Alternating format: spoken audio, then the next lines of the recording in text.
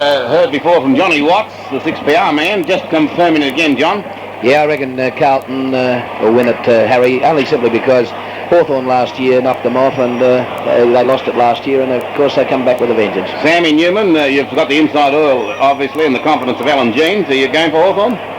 Well, I'd have to be honest and say I've picked Hawthorn for many weeks now, and I am going to change simply because of the weather. I think the weather will have a tremendous bearing in the last quarter of an hour of this game, and I believe Carlton, 2 games in a month, will stand them in good stead to win this game today. Johnny Murphy? Well, like Sam, I've gone for Hawthorn for many weeks now, but I won't jump off the boat. I'll still stay with them. Billy Jacobs? I'm the same as Johnny Murphy. I've been with Hawthorn for weeks now, and I'll stay with them too, but they'll need to have a bit up their sleeves at 3/4 time, that's for sure. Ray Young? Hawthorn, Computer Collingwood.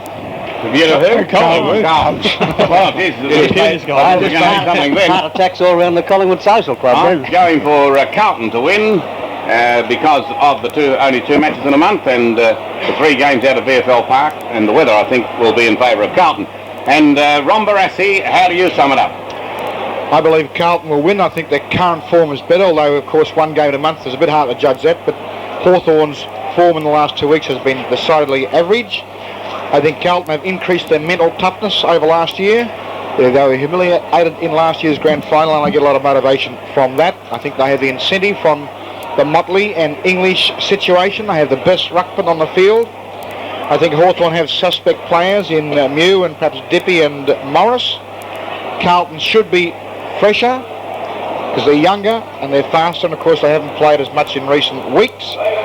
Carlton have increased their height and their speed over last year, and 3 of their superstars, Bradley, Kernahan and Reece Jones, who all played ordinary games last year in the Grand Final, have improved, and I think Brereton's the biggest potential match winner the Hawks have, is decidedly off the boil. So Ron goes for Carlton, and here's the national anthem.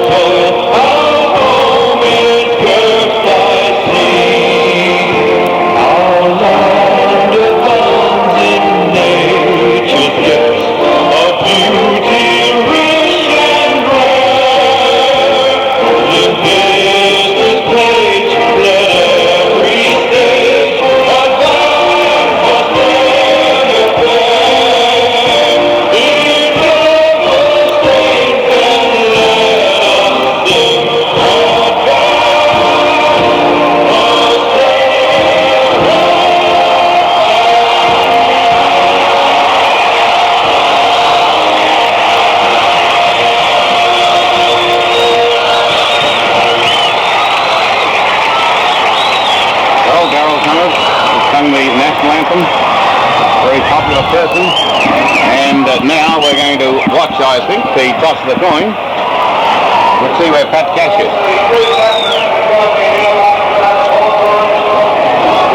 And Pat Cash coming up to toss the coin. Michael Tuck and Stephen Kernahan there, being supervised by the 2 umpires. The umpires are Ian Robinson and Rowan Saw. Band beginning to leave the field. The youngsters with their Australian flags, they leave the field. Incidentally, there was no Australia flag flying out at VFL Park, I was told, during the week. There's no 2-up expert, I can tell you that.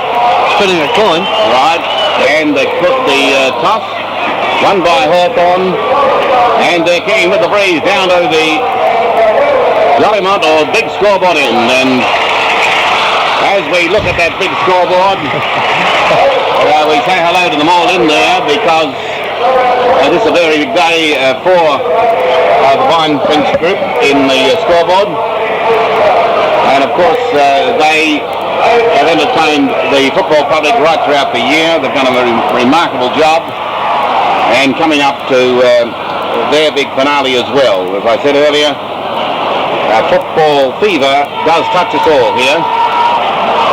It certainly does, and just acknowledge that, and I mean that very sincerely. Every group, and I I do say right at this stage, before the game gets underway, another big thank you to the St John's Ambulance, who will be kept very, very busy here today. They also are a remarkable group. Now today, from 3AW's viewpoint, Johnny Murphy will be looking at the Hawthorn side. Gary Bryce will look after Carlton. Our visiting commentator, Johnny Watts from 6PR Perth, will be looking after the tactics and the tagging. See if he can pick up all the moves, and in front of him there is Sammy Newman, will be giving us some comments, as well as naturally Al Martello and also Tommy Laff. And the overview today, as always, with the coach himself, Ron Barassi. Okay, game about to get underway. And Paul Deere has opened up at full forward. Abbott and Pritchard on the bench, Harry. Okay, Abbott and Pritchard on the bench. Doherty at full forward. That's a bit of a surprise. Dyer at full forward.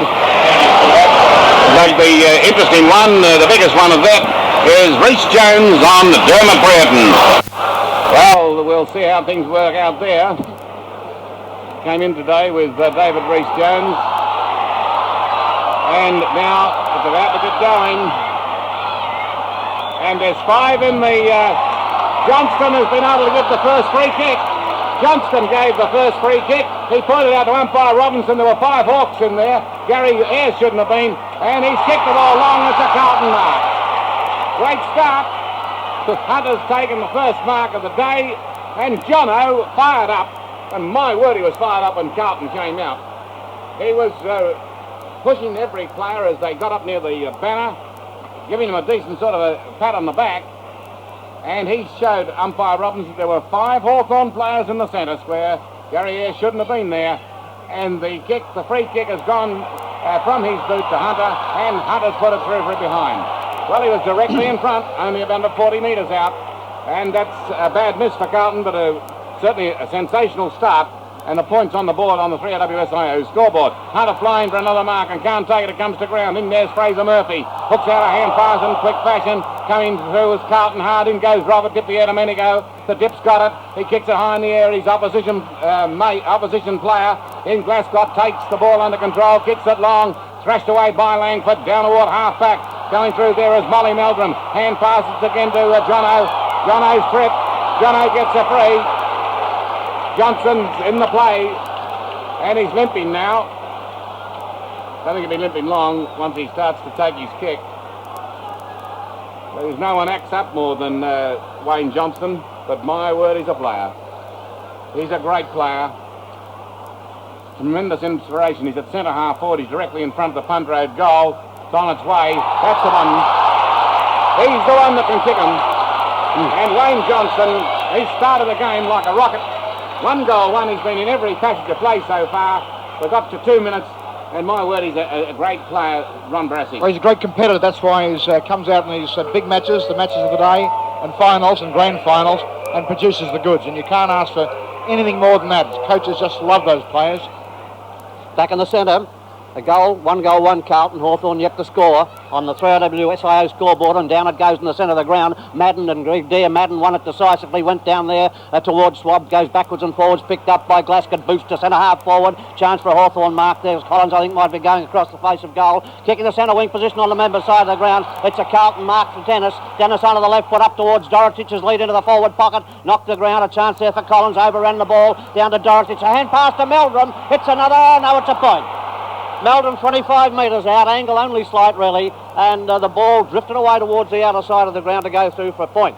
So Carlton already 1 goal, 2, 8 points on the 3AWSIO scoreboard, and Hawthorn yet to get it down into their scoring zone. The ball about to be kicked back into play by Kennedy, playing at full back. Platten's led, wide to the member side of the ground, but Kennedy goes the other way, over in the direction of Green, who started in the game, and he's taken the mark on the half-back flank on the outer side of the ground. Hawthorn going down towards the scoreboard end. It's kicked it in towards the centre of the ground, towards the centre, and it's Swab taking the mark, hand pass back to Green, boots it up towards the centre half-forward spot. Brereton a chance. Oh, he's swamped there by players. It's knocked to the ground, recovering strongly as Morris into the packet went. It's come out to Platten. Platten breaks a tackle, courageous football onto the left foot. Alvin charging at the ball at centre half back. Had it under control for a moment. The ball goes to ground and players all over the top of it. And there'll be a bounce decision at centre half forward for Hawthorn, kicking down towards the scoreboard end. 1 goal to Carlton. Hawthorn yet to score. Coming up towards the 4-minute mark of the opening term. Umpire Robinson bouncing the ball at centre half forward for Hawthorn, and down it goes. Packman, big fellas come in there, nothing decisive out of it, went out in the direction of tuck,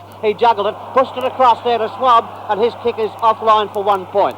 1 point only to Hawthorn, and that's their first score of the match. 1 point, and Carlton 1-2 on the 3WSIO scoreboard. And we'll try and get some of the moves at the moment. Can you pick them up yet, Johnny Watts?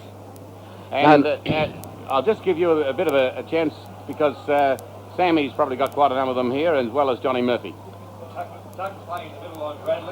Reece Jones is Burden, Aitken on Curran, Collins on Meldrum.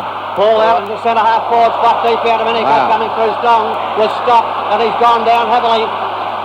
And the umpire's taken the book out as a report, and Dipper's down on the ground. He's got the free kick at centre half forward, and he looks very groggy. He's telling the guy, I can't pick the player that's putting down. Yeah, Johnston. I couldn't see him for the umpire. And Johnston is... that Robbie has reported Johnston. My God, that'd be nice to come up and replay to see whether that was all that reportable. Dippy's jumped up pretty quick. We'll probably see that again shortly. Anyhow, the Jono has been reported, and Dippy's going to shoot a goal. From centre half forward, and his kick is long, but not long enough, and it's not accurate either. It's over the line, out of bounds on the full, and the free kick will go to Carlton. So there's the first heavy clash of the match, and the ball is kicked back into play by Reece Jones going around the outer side of the ground, and he's kicked it out of bounds on the full, and the free kick will go to Tuck of Hawthorn over there on the half forward flank on the outer side of the ground. 1-2 to a point, with Carlton leading on the 3WSIO scoreboard. The Hawthorn captain coming in now and kicks it long. It's going to land in the region of the goal square. They fly high there. Reece Jones in the middle of the pack, tapped it out, went in towards the forward pocket, picked up very quickly, and it'll be Morris snapping for goal, and he's put it offline for another one. Another point. So Hawthorn 2 behinds 2 points, and Carlton 1-2-8. And we wait for the ball to be kicked back into play. We'll be back with Johnny Murphy in just a moment. Wait for the ball to be kicked, and it's kicked in by Kennedy over there to Reece Jones. He fumbles, straight at him. It'll be in the back. Straight at him was Brereton, and Brereton's given away that free kick. He didn't mind. He decided to take the risk on that one, and Reece Jones gets up, hand passing the ball now down towards Robertson. It's too far for that player. It goes out to Elvin though. Elvin backing up well for Carlton. He drives it long, looking down here for Kernahan. Kernahan's whipped over towards the half forward flank. Got the mark okay. He's punched at Jenke twice, and Jenke gets a 30-metre penalty. Applied by umpire Saws, and they're pretty toey down here. Good lead up by Dorodic. Beautiful foot pass by Kernahan. And Dorodic leading right into that forward pocket on the outer side of the ground at the punt road end, and he's dropped in there to take a good mark. Mark on the chest, but a beautiful foot pass. And he's only a matter of 25 metres out from goal. Got an angle though. The angle is 70 degrees. 70 degrees that angle. Morris and Dean has picked up Morris. We told you about Reece Jones and Brereton. The left foot kick by Dorodic is across the face of goal. I think it's out of bounds on the full. No, it's a point. A point to Dora. Deserved better than that passage of play. 7 minutes gone. And Ayres picking up the ball to take his kick, and he kicks it from the punt road end right down to the square. They fly for the mark, and nobody can take it. Knocked away from Langford by Kernahan, right down the forward pocket. After it is Fraser Murphy. He picks it up nicely, goes for a hand pass back to Dennis, and his hand pass has gone out of bounds. Out of bounds, Johnny Murphy. Any other moves you want to talk to about? Yes, Hawthorn completely disorganised because they changed their players around already. Kennedy now is on Hunter, and Collins on Nailey, Russo on Murphy, Langford on Mew. Langford on Kernahan, sorry. Right, a lot of moves, and the ball's been thrown in. It'll be a ball up. Now it flicked out nicely. Coming out here toward Russo. Russo makes out that he's been grabbed round the neck. The umpire says play on, and the ball is rushed over the boundary line to be thrown in. It's in Carlton's forward territory on their forward pocket area, between forward pocket and the half forward flank. About 25 metres away from the goal on the outer side, and the ball thrown high in the air again. Up goes Mew. Kernahan tapped it down, goes to Meldrum. Meldrum of Carlton breaks one tackle on the second, and passing out now. He's looking for Nailey, and it's gone through for a behind. Well, they're shooting at goal a lot. They're keeping the pressure up, but they're not getting the goals. They're 1-4-10 on 3WSIO's scoreboard. Hawthorn, 2 solitary behinds, as we've been playing 8 and a half minutes and the ball about to be kicked back into play again. By Langford, as Johnny Murphy. There's some skirmishes going on there at the centre half forward, centre half back position, and now Langford kicks it back into play, and it's a beautiful kick getting into the goal, into the centre square area, knocked to the ground, a chance for Robertson of Carlton. It spills loose, goes out towards Bradley. Bradley has it under control now, getting onto his left foot. He pumps a hand pass up, and there there's a Carlton through Dean, getting across to the centre of the ground, and Glasgow takes the mark. Naily coming into Shepherd. Glasgow will hand pass to Madden. Madden on the half forward flank on the member's side. He's slow, but he turned, took his kick, kicks it up towards the full forward area, going towards the forward pocket. Langford coming out and pushes the ball out in front of him, and it's gone over the line and out of bounds. Johnny Murphy said Hawthorn looked a bit disorganised. I think he's right. They haven't settled down at all. Carlton are 1-4 to 2 points on the 3WSIO scoreboard. The ball coming back into play now at the back, giving it a thump and knocking it away up towards the half forward line for Carlton. Platten coming in, has got it under control now. Tackle without the ball, and there's a one.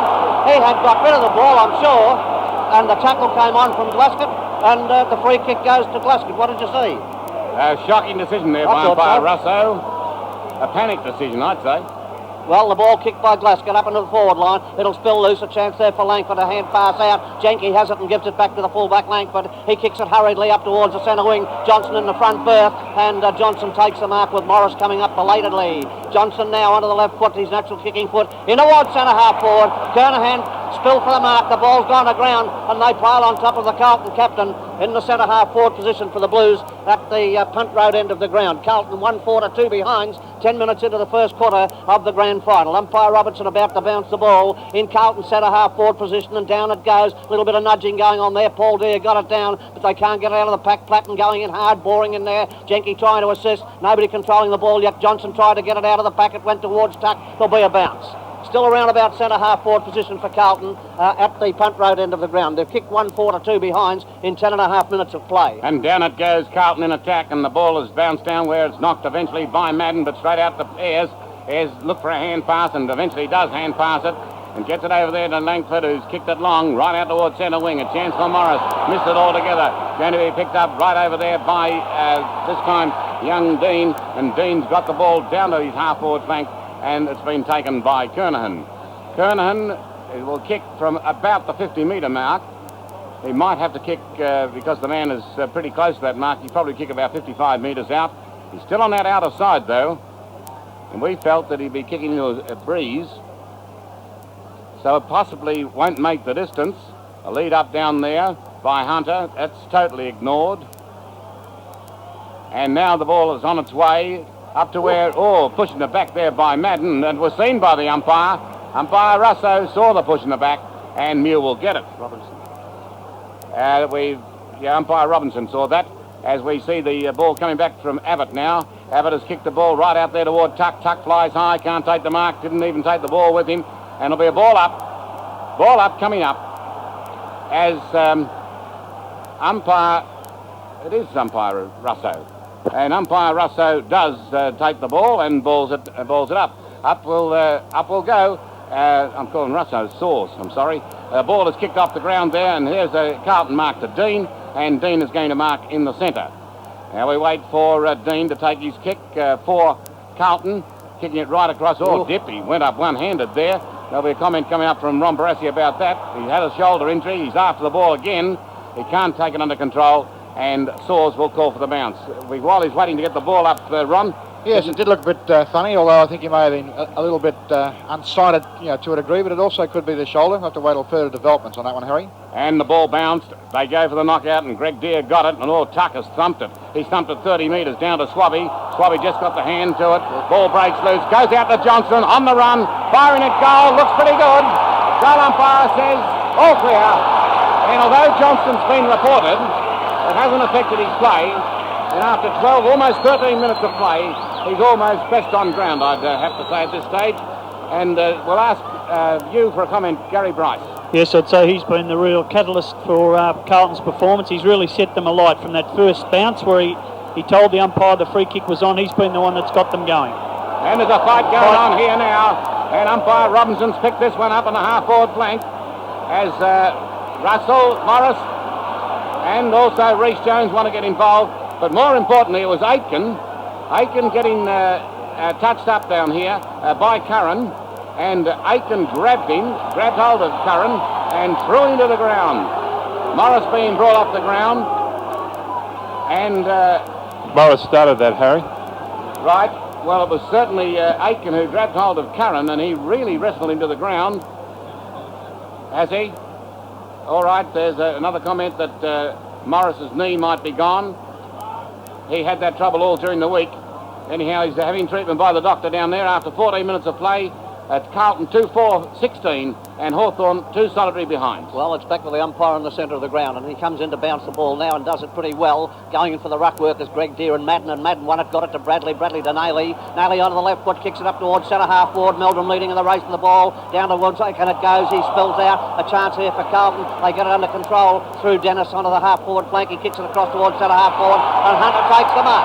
Hunter's 45 metres out and directly in front of goal. Hunter with the ball, Carlton 2-4. Carlton 2-4 to 2 behinds, and Hunter with the ball at a position slightly better than centre half forward, but only slightly. He's back over the 50-metre line. From there he will commence his run in to take the kick and comes in to do so now. And he's put on its way, and it looks fairly good from here. I think it may be a goal. Yes, it is. And up the third.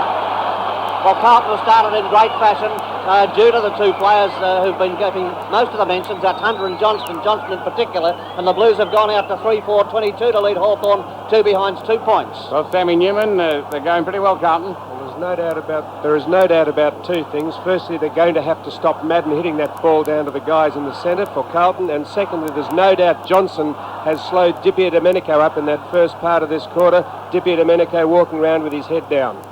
All right, the ball back in the centre now. And the umpire moving in, umpire Robinson, will put it down. Madden has been controlling the ruck so far. Here's a chance for Deere, and Deere knocks it out. Did it well. Goes into the centre of the ground. Won't be given up by Swab. He hand passes over there to Platten. There's in the back to Pritchard. Not paid. Right in front of umpire Saws. The ball goes loose. Goes toward Platten. Platten and Rhys Jones are there fighting for it. And umpire Saws calls for a bounce. Carlton on top in the first half of the first quarter. 15, almost 16 minutes gone. And they're 22 points to 20 as we see the ball go down yet again. Up they'll fly for the tap out, and it was easily to Madden. Carlton work it out through Kennedy, kicking it off the ground. A chance here for Tuck, bumped by Johnston. It's whipped back very nicely here by Russo. There's holding the man, and Curran will get the free kick. Curran gets this free kick. Swab is playing on, but the whistle is gone, and Curran of Hawthorn to take the free. On the edge of the centre square, he'll boot it right down toward his full forward. Brereton coming from behind, can't take the big grab, it goes loose, it's going to be picked up over there by Glaskett. Glaskett of Carlton bounces it once, should bounce it a second time. Now he's kicked it right out towards centre wing. Dennis is there for Carlton, flies high, takes the mark, plays on immediately. Carlton winning everywhere. There's a chance now for Langford. Langford's out in front of Kernahan, and Langford marks half-back flank, but Hawthorn need a goal. And kicks around the outer side of the ground and away, coming away now, and Hawthorn booting it long through Swab up towards the centre half forward position. Brereton's taken the mark. Rhys Jones late upon the scene there, and Brereton's at centre half forward. They're kicking down towards the railway or scoreboard end. 3-4 to 2 behinds. Carlton leading and Hawthorn badly needing a goal to lift their confidence and spirits. And Brereton now coming in to take his kick. 50 metres out from goal, maybe 55 metres out. It's swirling across towards the outer pocket there. At the back was Deere. That Paul Deere went to the ground, and Naley saw the ball over the line for a throw-in.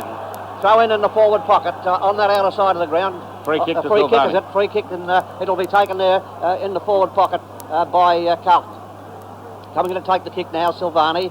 And he'll take it around the outer side of the ground, kicking it up well upfield, up to his team's half-back flank. At the back, they mass there, knocked down towards the boundary line. A chance there for Hawthorn through Di Domenico. He worked it across to Paul Deere, to Greg Deere. The kick has gone in towards centre half forward. Carlton through the agency of Dean, pushing it out towards the forward pocket on the member side of the ground. He's picked it up and kicked it up about the 50-metre mark. Meldrum gathers it in. He's got nobody to kick to, and he's got a kick close to the boundary line. In fact, he's kicked it out of bounds on the full, and the free kick will go to Ayres of Hawthorn at centre wing position on the member side of the ground. Now the Hawks desperate for goal at 18 minutes into the quarter, and Ayres works it across field, taking the mark there. Will be Russo. Russo will have to kick quickly, and he does, with Meldrum bearing down upon him. The ball kicked up to the full forward area, knocked away by Silfani down to Di Domenico. A very hurried kick, and it's picked up by Johnson. He boots it, takes the traffic around the outer side of the ground, and over there is Kennedy of Carlton to see the ball go over the line to be thrown in on that outer flank, on the half forward flank on the outer side of the ground. Hawthorn only 2 behinds, and Carlton 3-4 on the 3RWSIO scoreboard.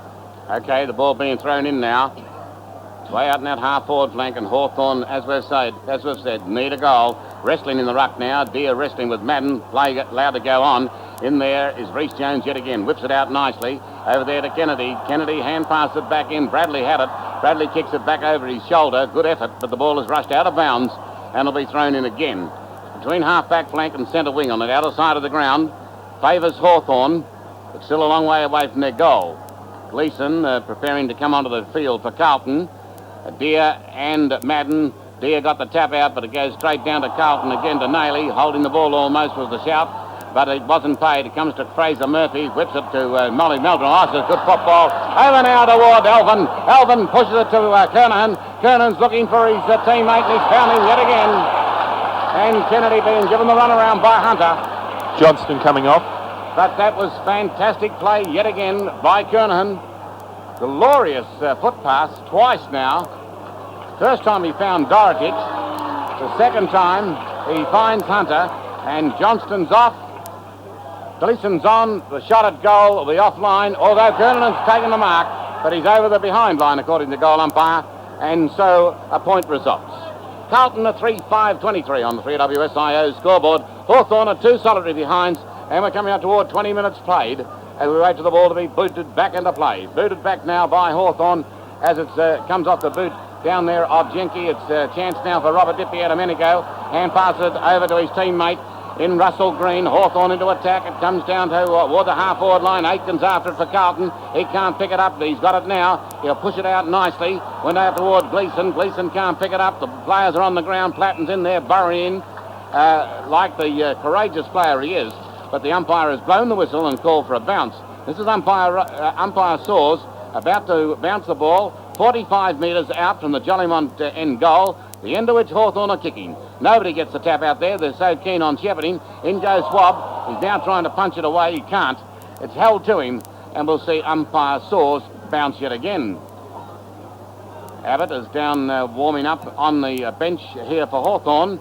Up went Big Madden to tap that one out. It's come out to Brereton. He's run over by Nailey. Back it goes in toward Ayres. Ayres with a hand pass straight out toward Russo.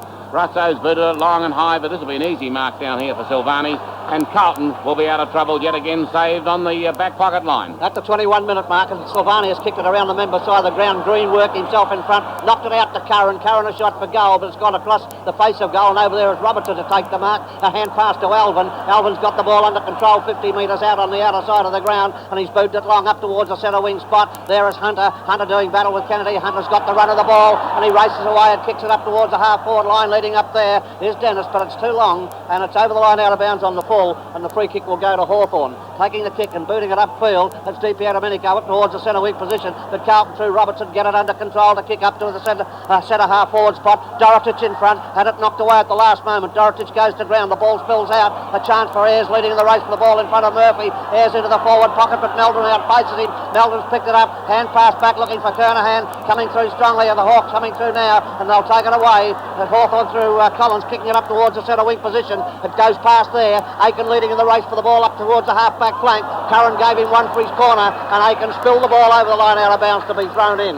22 and a half minutes into the first quarter. Carlton 3-5-2 behind. That's 8 scoring shots to 2 on the 3WSIO scoreboard, and the ball to be thrown in adjacent to the half-forward flank area for Hawthorn, travelling towards the scoreboard end. Back into play it comes. Nobody got a decisive knock there. It went to ground pretty quickly to be picked up by Glasgow, kicking up towards the centre wing position. Abbott is on the ground. He's taken the mark, and he kicks across towards centre half forward. Di Domenico in the race for the ball here now. Still looks a bit wingy to me, but Silvani came through, but behind play there's a free kick to Di Domenico, and I would say he's dead set favouring that arm of his, no question about it. He looks like he's winged a little bit. He's kicked it short. On the interception. Bad play, Dippy. It's intercepted by Silvani. A hand pass back to Johnson. Johnson kicks the ball across towards centre half forward, but the ball is coming back. And there's to be a free kick to Carlton. It'll go to Alvin. Oh no, Silvani. Silvani at centre half back with a free kick now. 23 minutes have gone and Carlton looking the better of the two teams, of course. The Silvani's kick out to Dennis, who's got his touch. He's taken his second mark, and Dennis now from centre wing position has kicked it wide to a lead out there by Hunter with Mew trailing behind him, but it's too long for both players. Over the line out of bounds to be thrown in. Half forward flank for Carlton travelling to the punt road end. The Blues are 3-5 to the Hawks, 2 behinds. 23 and a half minutes into the first quarter of the grand final. The ball about to come back into play now. Boundary umpire positions himself and now whips it back into play. The ruckman jostle there. Kernahan got the tap out of all of that, but it went down to the ground, and Hawthorn go away, kicking it around that outer side up to Deep out Domenico. Deep out Domenico got the ball from Jenke and kicks it in towards centre half forward. It's a bad kick. Reece Jones stumbles. Brereton had to set, but he was pounced upon. There were 3 Carlton players in the vicinity, and I think they all got Brereton. And Reece Jones comes up with a free kick and hand passes it out to Johnson, bouncing his way through centre half back and booting it up towards the centre half forward position. And it's Carlton again through Dennis taking the mark. Dennis's third mark, and he's got his touch all right. Dennis now kicking to a lead by Dorotich up towards the centre half forward spot. At the back it was knocked away. A chance there for Langford to get it under control, and he does on the half back flank, and he has a bounce, taking the traffic around there. He's kicked it to Schwab, and Schwab has marked a little bit beyond centre wing position, getting up towards the half forward line. There'll be a 15-metre penalty, maybe a 30-metre penalty, and Schwab trying to tear himself away from his opponent. And Schwab, what's the umpire going to do? He's positioning him right on the spot. Well, I'll be blowed. Now, when do you think of the 15-metre penalty can lose a side a chance to play in the grand final, and that's not given? Right, Schwab's kick in towards the full forward area. Madden was in there, had most of the mark, but play on was the call, and the ball goes out towards the half forward flank. A chance here for Carlton over there through Robertson. It bounced awkwardly for him. Kernahan's in there too. He's gone to ground and he got a push in the back, and the free kick will go to Kernahan with the score 3-5 to 2 behinds as we go into the time on period. 25 minutes and 7 seconds have been played, and Kernahan's right down on the almost half-back flank. Kicks it up toward his half-forward line. The lucky bounce comes here for Dorotich. Grab when not in possession. No free kick. When the play goes close to the boundary line, play on calls the umpire. In will go Jenke. 2 players, Carlton players, descend upon him. One was Fraser Murphy.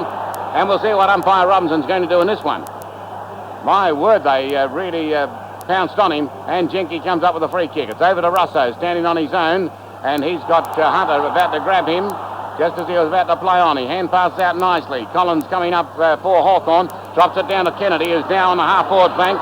He's been banished away from Hunter. He has a shot at goal, and he's put it through. He's put it through for a goal. 25, almost 26 minutes gone here. When Kennedy got hold of that ball, came up from Collins, and it was a good effort because he was down on Hunter. He was being beaten down there, and they decided to make the move. And in making the move, down he went to half-forward flank, and it paid off. The scoreboard on 3WSIO, Carlton 3-5-23, Hawthorn 1-2-8, Rombarassi. Yes, well, Hawks, of course, needed that. They've been well beaten this quarter, and to be still within, what is it now? Only 15 points after being thrashed for nearly a quarter, it's not a bad effort. And the ball back in the centre, and down it goes. Up they'll go from umpire Robinson. It was Big Madden to reach out and get it. He tried to take a kick. He can't get it. The Rat's in there. It gets pushed in the back. And Platten will take the free kick. No, he's not going to Platten. Will go to Tuck. And Tuck, there's a 15-metre penalty. Fraser Murphy comes right across the foot. Not allowed to be there. It's not to be within a radius of 10 metres. And so Tuck comes up to round about half forward. Centre half forward, he's kicked it high in the air, looking for Brereton. He's up, he can't take the mark, it's gone loose. Chance here for Platten, he's picked it up beautifully. Got rid of the ball, he's going to be held, I think. He's going to get the free. He's going to get the free. He staged for it and got it.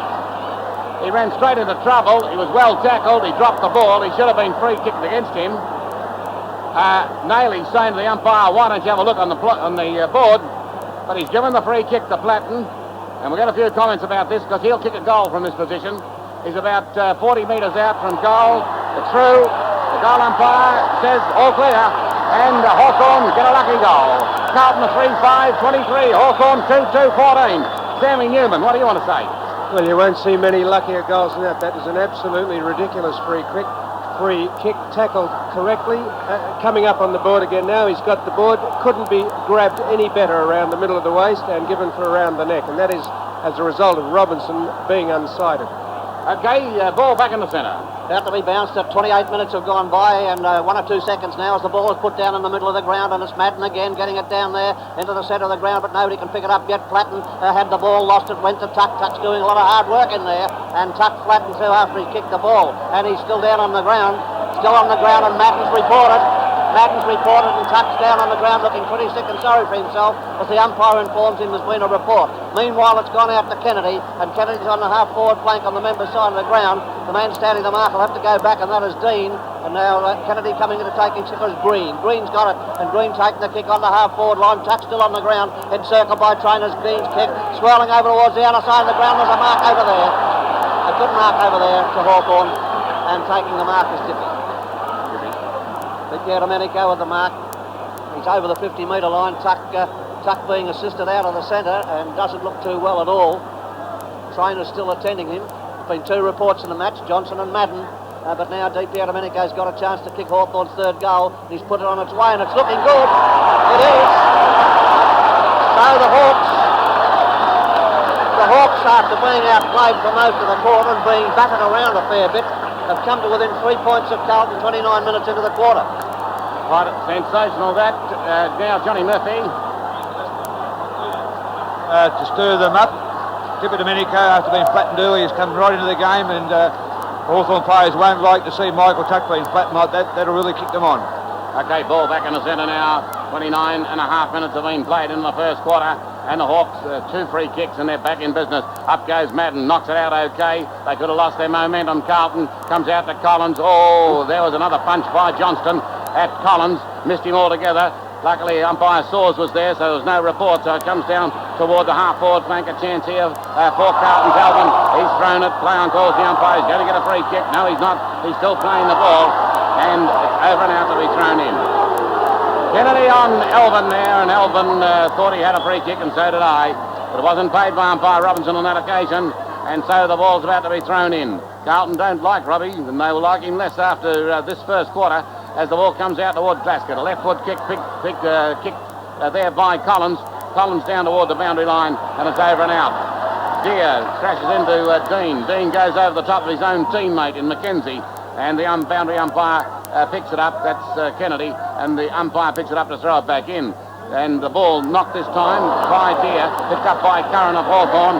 Down it goes toward Brereton, 2 players on him, knocked away by Silvani, comes out toward Russo, tapped out there beautifully by Tuck. Back goes the flying high. Dean, I thought Aitken was up there, and he's now paid a mark to Kennedy. I reckon Kennedy's put it over him. No doubt about it. That was Aitken had his hands on the ball. He didn't take the mark, and he didn't take it cleanly. It wouldn't have been a mark to Aitken, but he had first touch. Well, that's how it seemed to us. The siren has sounded. Now, if he gets the goal from here, some controversy in the last 5 minutes, and he's moving in from 35 metres out. He's put it through for a goal. Kennedy's got 2. Kennedy's kicked 2 goals. The quarter went 31 and 20 seconds. I'm not sure whether that'll be replayed up there, but it looked to me as though Aitken had his hands on it. Kennedy grabbed it, wrenched it out. Robinson paid the mark, and Kennedy kicks the goal, and he puts Hawthorn in front. 4 goals to 26. Here's this mark coming up. Oh, Aitken definitely came through off his hands and elbow, up his forearms, and Carlton 3-5-23. 3 points the difference, and Hawthorn got those goals, all 4 of them, from the time on period. Kennedy kicked 2, Flatten and Di Domenico 1. Carlton did all their work in the first half of the quarter. Johnston booted 2 goals, and Hunter 1. Johnston was reported 5 minutes into the quarter by umpire Robinson for an incident with Di Domenico, and then Madden reported 28 and a half minutes gone for flattening Tuck, reported by umpire Robinson again. Be back shortly with all the boys. This is 3RW Football. On 2GB News Talk 87. Hey Zorba, I've been getting into shapes all day. And I know some shapes I'd like to get into. They wouldn't give you the light of day, old son. Light of day is what I'm thinking of. Through a Skydome skylight. Yep, nothing like a Skydome to throw some light on the subject. Oh, and the shapes. And the accessories, like solar control blinds and louvers or LED light panels. If you want a skylight, remember there's only one choice. Phone Skydome Industries on 745-1522. 745-1522. Where are Sydney's vacant blocks of land? In an exclusive survey, tomorrow's Sun Herald tells you what land is available and how much you should pay. This exclusive survey covers all of Sydney, from Wollongong to Gosford to the Blue Mountains. Tomorrow's Sun Herald features an armchair guide to the Grand Final. It covers all of tomorrow's games, including tips from radio's top commentators. With school holiday coupons worth over $100. And a giant school holidays activity guide. Tomorrow's Sun Herald. It's the best news you'll get on a Sunday. Under Capricorn. That's my Alfred Hitchcock movie for you tonight at 8:30. Brilliant in colour, with Ingrid Bergman, Joseph Cotton, Margaret Leighton and Michael Wilding. An extraordinary film, one of Hitchcock's most unusual pictures. Don't miss it. And it's set in Australia. To be followed by Stefan Zweig's unforgettable story, Letter from an Unknown Woman. Joan Fontaine at her best in a great motion picture. Tonight, 8:30, Under Capricorn, followed by Letter from an Unknown Woman. And now it's back to the VFL Grand Final. Brought to you by HFC Financial Services, All Proud Home Improvements, City Ford and Liquor Stop. Here's Harry Beitzel and Bill Jacobs. Growing with confidence. They worked out where the Carlton players were playing, which is a problem early in the quarter. Okay, Gary Bryce. Well, Carlton started off the first 14 minutes. They looked tremendous. They looked poised, they looked confident, and they were well in front. But then all of a sudden a complete change came over the game, and now they're looking a real frazzled side, and I think they're starting to try and play the man a little bit too much instead of concentrating on getting the ball as they did in that first 14 or 15 minutes. And I think one of the things that turned the game off was when Johnson had to go off the ground. I'm sure he dislocated his finger at about the 15, 16 minute mark. He went off for 5 minutes to get that done, came back on, but in the meantime Carlton did lose their momentum. Tommy, give us the best players on each side, please. Kernahan, Hunter, Madden, Dennis, and for Hawthorn, Langford, Russo, Collins, Deeper, and Kennedy, although beaten by Hunter, came into the game and booted 2 very valuable goals. Okay, Sammy Newman, some tactics and tagging. Well, tactically, Carlton have tried to assert their physical supremacy, and I think it's been counterproductive because Madden knocked down Tuck, and if you were going to knock down any man except Robert Flower, Tuck would be the next in line to be an inspiration to his side. Johnston, when he got Di Domenico, and just one thing, that having 5 in the centre square at the opening bounce by Hawthorn, that has got to be a tactic. No one would be that stupid at the start of a game. And Ron Barassi. Well, Carlton were a bit unlucky because they had early misses, particularly very early in the piece when Hunter and Meldon missed kindergarten shots, and they paid the penalty for that and gradually lost momentum too. And I agree, when Johnson went off it didn't help things, but it just shows you how Hawthorn keep on going. They were playing very ordinarily, they kept on plugging away and then scored 4 quick goals, and they look a far different side now. Okay, the ball down from umpire Saws, and up they'll go, and Madden outreaches Deer. The ball goes out to Tuck though. Tuck's after it. He didn't get a very good kick in, but he hand passed it out to Platten. They jump on top of Platten, and then a hand pass towards Swab. Over to Tuck. Oh, that's great football. Somehow they managed to extricate themselves out of surrounding by Carlton players. And Tuck's kick has gone out of bounds, but a free kick to Tommy Elvin first. And he was grabbed when not in possession, and he will take his kick. Half back flank on the outer side of the ground. He's kicked it long down towards the centre. Carlton's trying to push it on. There's been a free kick there to Carlton, not seen. The ball goes up and it's marked again by, this time, Aitken. Aitken of Carlton with a hand pass over to his teammate over there. And that was a left foot kick from Hunter. It was Hunter right over there. And Hunter's kick has put it out of bounds. Out of bounds, half forward flank, still on the outer side of the ground. And this quarter coming to you through 3RW Invicta. And the scoreboard showing that Hawthorn in front, 4-2-26 to Carlton, 3-5-23. Ball up in the air, and no decisive knockout. A second go by Greg Deer of Hawthorn was pretty good. Comes down to where it's picked up there by Kennedy, whips it out nicely, goes back to Bradley. Bradley in turn to Rhys Jones, who kicked it high in the air. They fly for the mark, and nobody can take it. That ball off hands, coming down toward Nailey. Nailey of Carlton takes it around the boundary line. It runs off his hands over the line, and the boundary umpire called to throw it in. 1.5 minutes into the second quarter, no change to the score. Ball back into play on the half-forward line. Madden's knocked it further upfield, up towards goal. Kernahan grabs it, kicks hurriedly across towards the centre half-forward spot. Hunter's there, tagged very quickly, got his hand pass out to Bradley, and he's run into an open goal and put the through. Well, that was so easy, or Hunter made it easy, and Carlton get the nose back in front by going on to 4-5-29 to lead Hawthorn 4-2-26, and that came up just under the 2-minute mark of the second quarter. Yeah, that was a lightning hand pass, that one, Ron, by Hunter. Yes, there's also a very good kick by Kernahan too, because he had to get his foot quickly to the ball, and a lot of players can do that, but directed as well. But I agree, the hand pass by Hunter and the take by Hunter was absolutely tremendous. So I did not think he had time enough to get the hand pass across, but shows what a class player he is. That was an excellent goal and very valuable. Back in the centre for the bounce, and Robinson does that and does it well, and it's Madden, and Madden got it cleanly there, up towards centre half forward. Johnson out of the dip at DiPierdomenico, and he's going to get the free kick. DiPierdomenico gets the free kick, umpire Robinson signalling over the shoulder, but I think Johnson had other ideas. Anyhow, DiPierdomenico's got the free kick near enough to the centre of the ground, a little bit worse off than centre as far as Hawthorn are concerned. He's kicked up to centre half forward. Brereton's dropped an easy mark. He made an easy mark difficult the way he approached it, and it came down to Rhys Jones to kick from centre wing up towards the centre half forward spot, and Collins, still playing well, takes the mark in the centre half back position for Hawthorn. Collins kicks the ball beyond the centre of the ground. Over there is Tuck. Coming from behind was Mackenzie. Down to the ground, it was Dean. Down to the ground it went. A chance there for Hawthorn, but they can't get the ball clear, and going to the ground was Naylor with the ball. There'll be a bounce in the centre square, getting up towards Hawthorn's centre half forward spot, and down it goes again. Madden in the front berth, and Madden, I think he might have got it down towards Glaskett. Glaskett has the ball under control. Hand passes to Rhys Jones. He pumps one into Johnson in the centre of the ground. He relays it up to Robertson. Robertson's got it under control.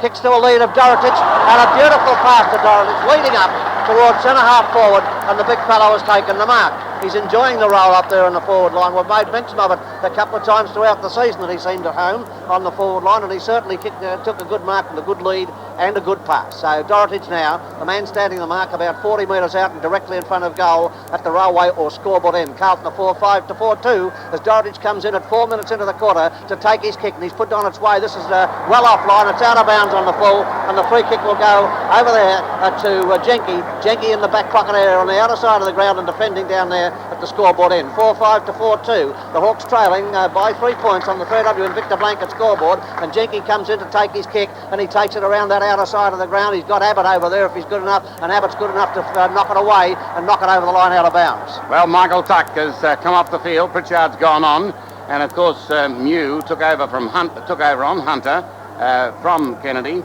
and Kennedy up there on that half forward line. The ball being thrown in now. Up they'll fly for it. And this time was Gary Ayres to tap it down, but he tapped it straight to a Carlton player in Johnston. Wrong-footed, but he kicks it long. And Dippy, his adversary, has got up and taken the mark one-handed with a good mark too. The kick going in the direction here of Swab, outnumbered there by Carlton players, and there's Kennedy to kick it back for Carlton. Right up towards half forward. In goes Mew, gets it across nicely toward his teammate, and Ayres misses it. It's now going to be picked up by Dorotic. He fires at the open goal, puts it through. Missed an easy one early, did Dorotic. He didn't waste that one, though. And his left foot has put Carlton 9 points in front. 5-5-35. Hawthorn 4-2-26. 5 minutes gone. And a comment from Johnny Watts. Print of the first quarter where Carlton opened up with a ton of confidence and faded towards the end of it through a few umpiring decisions there. Questionable. One was Platten, the other was Kennedy.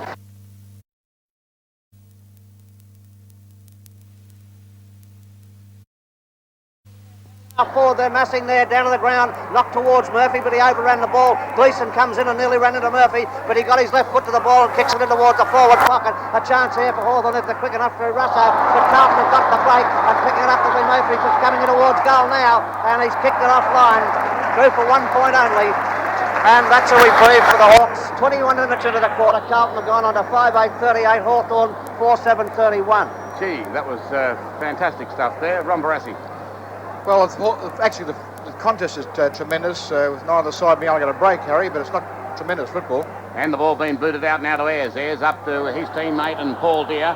Deere has the players running with the flow of the ball. He should be able to find Curran. Curran up, has marked brilliantly. Has he been paid the mark? He has. And Curran's got the mark. Kennedy was away. Kennedy's on his own as soon as it gets back.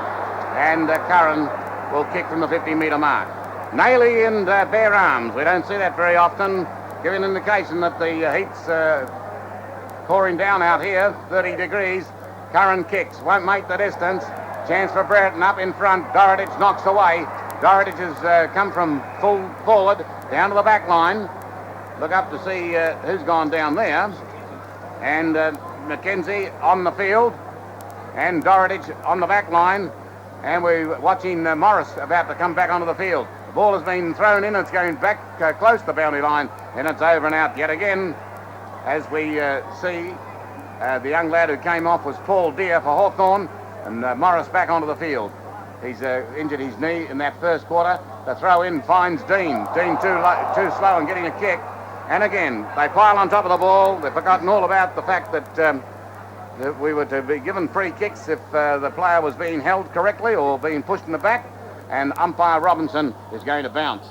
He's bouncing the ball about 25 to 30 metres, about 30 metres away from Hawthorn's goal at the punt road end. This time it'll go straight out toward Dorotich. His tap out's not good. Platten's got it. Platten tried to get rid of the ball. Be another bounce, I think. Umpire Robinson practicing out there, and bounce almost in the same position. Platten had an opportunity to get rid of that ball quickly. Dippy's really back on top of form. Given Hawthorn a couple of chances, they haven't been able to avail themselves. Up goes Dorotich. Tried to tap it down and went out towards Swab. Swab in turn finds Platten. It's high in the air. Morris up there, shepherding for Brereton, and Brereton misses again. Morris of Hawthorn shepherded his opponent, Dorotich, away then, and Brereton had the chance to take a chest mark, missed it, went off his chest, through for a behind. Hawthorn a 4-7-31, 7 points down on Carlton, 5-8-38. Silvani out to Reece Jones, and he marks and kicks it over towards the centre wing position on the outer side of the ground. It was an untidy sort of a kick, and it's gone over the line to be thrown in at 5-8-4-8. 5-8-4-8 on the 3W and Victor Blanket scoreboard. Carlton leading as we come up to 24 minutes, or towards 24 minutes into the second quarter. The ball back into play now, and coming from the back will be Abbott. Abbott and Dorotich. I think Abbott might have had the better of the duel. Went to Pritchard, kicked it pretty quickly up towards the centre wing position, but it's going to go astray. On the spill, it's come out loose, and a chance here for Kennedy. Kennedy of Hawthorn kicking the lead by Brereton. Brereton still unable to handle the ball. He's got one in the back there. Play on, call the umpire, and he's not getting any mercy. Silvani backs up and gets the ball under control on the half back line. Kicks it to Mackenzie. Mackenzie stretches and stretches, takes the mark at centre wing. Handballs quickly across to Murphy. Murphy spurts away, kicks high in towards the full forward zone. They're high there. Knocking it down was Mew. It went loose. It's gone back over there to Hunter. Hunter hooks it back with his left foot kick in towards Kernahan, about 15 metres out from goal, and he's picked it up and kicked it through. That's a goal to Carlton. Well, they've gone on to 6-8-44, the Blues. Hawthorn 4-8-32, and it certainly is a desperate struggle in the grand final. And Russell Morris down again. He's limping, and so too is Silvani. They're on each other. Brilliant goal there by Kernahan. Johnny Murphy. Certainly was a goal, but a great goal. But the free kick, there's 2 free kicks to Brereton. Should have been paid, but that's the way footy goes. Well, Robinson was giving charity free kicks to Hawthorn in the first quarter.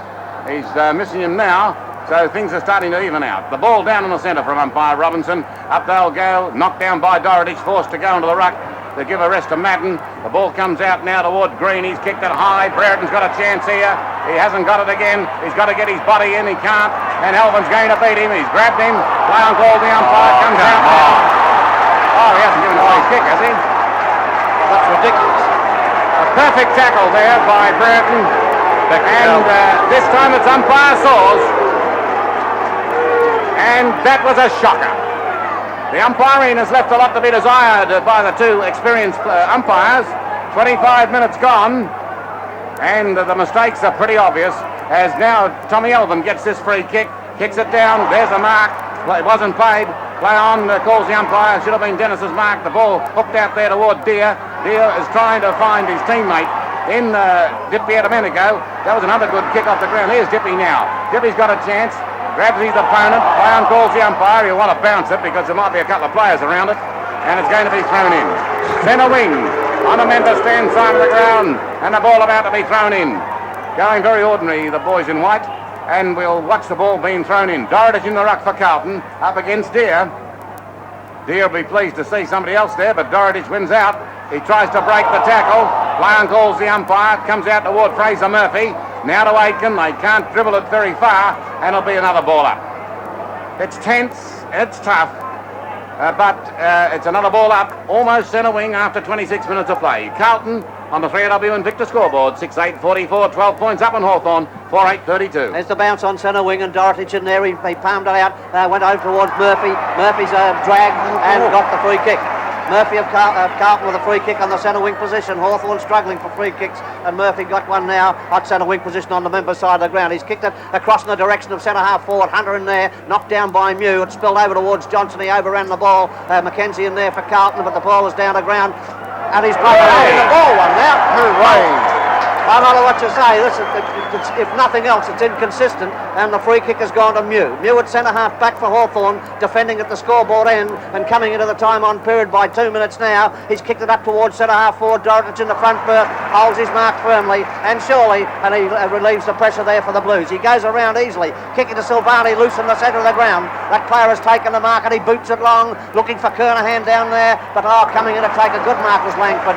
Langford, an excellent mark in defence for Hawthorn. He's been known to hold Kernahan before, and he's doing it well now. They kicked it over towards the member side of the ground, over towards DP Domenico. Fraser Murphy flying high, but ball's down to the ground, picked up by DP Domenico. He'll hand pass to Collins, who got the fidgets for a minute, and now he goes away, spurts away on centre wing, and he's speedy, kicks it towards the centre half forward spot. Buckenara's in there, but he's run down into the centre of the ground in gaining possession of the ball. Kicks it wide over towards Brereton and Rhys Jones, and Brereton's taken the mark and plays on 50 metres out and kicks it long, but he's kicked it out of bounds, I think. 1 point. 1 point to Brereton. Well, he certainly held a mark at long last, and he's had a rough trot from the umpires, in my opinion. It's 6-8 to 4-9 on the 3LW and Victor Blanket scoreboard, and the ball about to be kicked back into play at the 28-minute mark of the quarter. And the ball now by Carlton.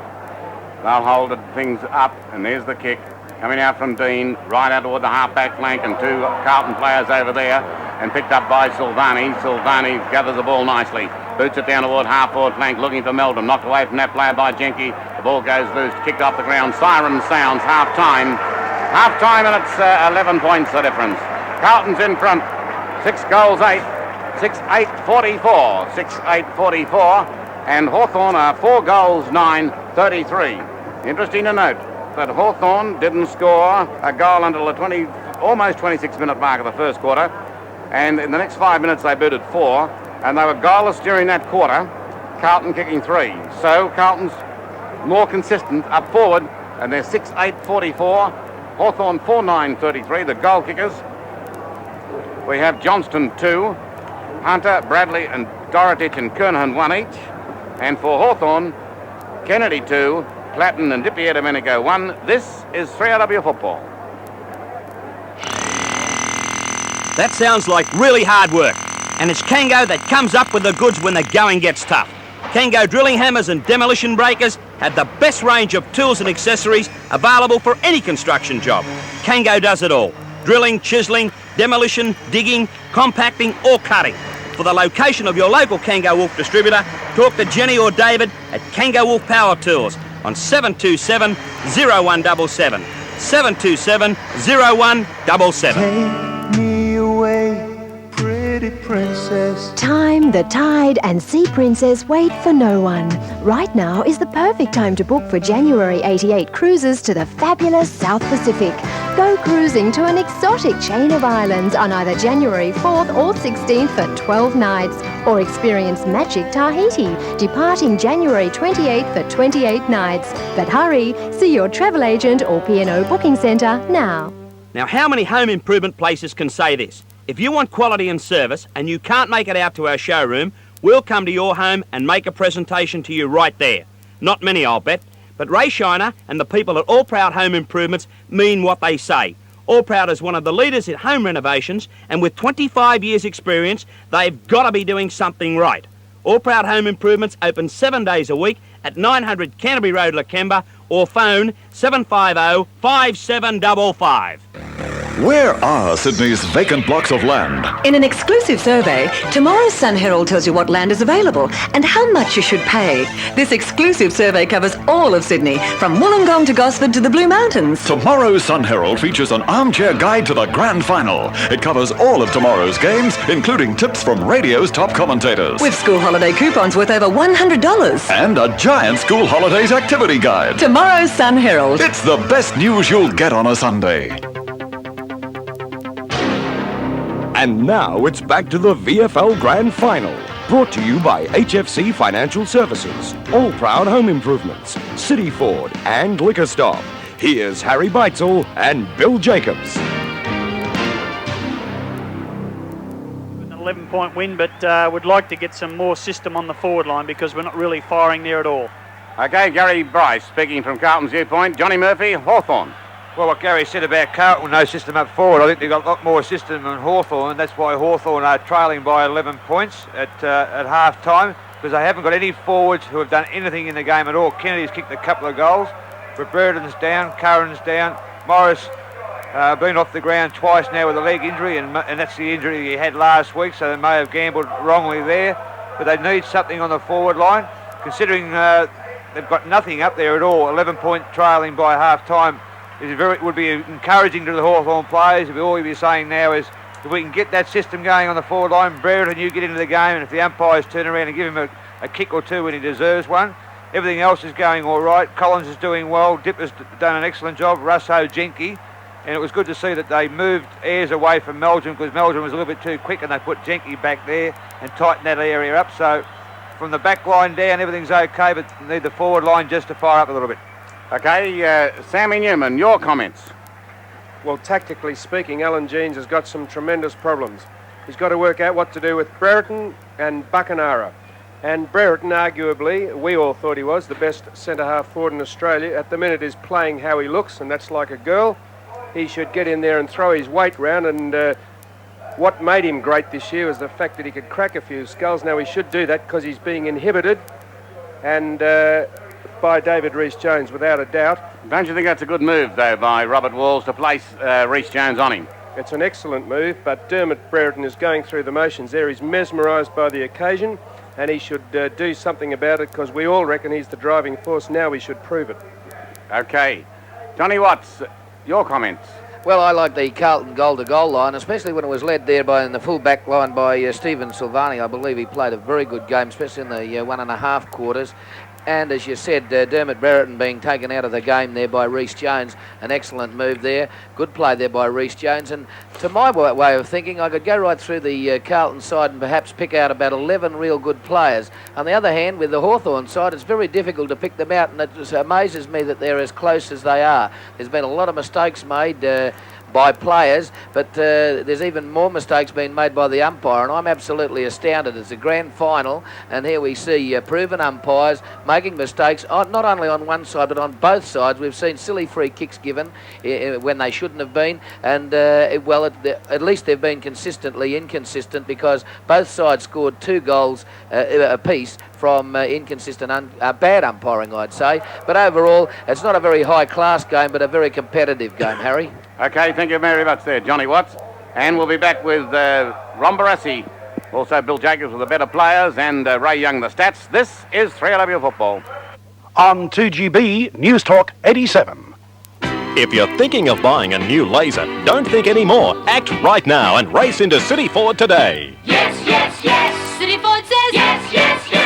New models are coming, so City Ford must clear their current stock of Laser GL automatics, and they'll give you super factory bonuses, but only until September the 30th. City Ford, Crown Street City, Mascot and Camperdown. Yes, yes, yes. City Ford says yes more often. City Ford says yes more often. When you're after quality and service in home improvements, all proud are the people to see. Visit their huge display showroom and see for yourself. Like Fleximum Patio roofing systems featuring Nature Light panels. This is the answer to soft, even, filtered light in your home with cool, even temperatures. See the Fleximum roofing system at All Proud Home Improvements, 900 Canterbury Road at Lakemba. They're open 7 days. Or phone All Proud Home Improvements now on 750-5755. Take me away, pretty princess. Don't miss the boat. P&O Sea Princess departs for the South Pacific on January 16. Visit Vila, Suva, Latoka and Noumea, cruising for 12 nights and returning January 28. Remember, right now is the best time to book for this unforgettable cruise. Contact your travel agent or P&O booking centre now. Oh, take me away, please, piano. Stereo and radio, come and push buttons. TVs and CDs, come and push push buttons. If you want to see and hear the best national news in Sydney, come to Buttons, Sydney's biggest range of the very latest national TVs and videos, plus superb new Technic stereo systems and components. It's time you went national, so come and push buttons. Sydney's biggest sound and video display. Come and push buttons. 432 West Botany Street, Rockdale. Come and push buttons. Hey, Mum. What's the matter, love? That lemonade in the garage tastes... Oh, no! Never store kerosene in old soft drink bottles. Lock it away. Don't fool with fuel. And now it's back to the VFL Grand Final.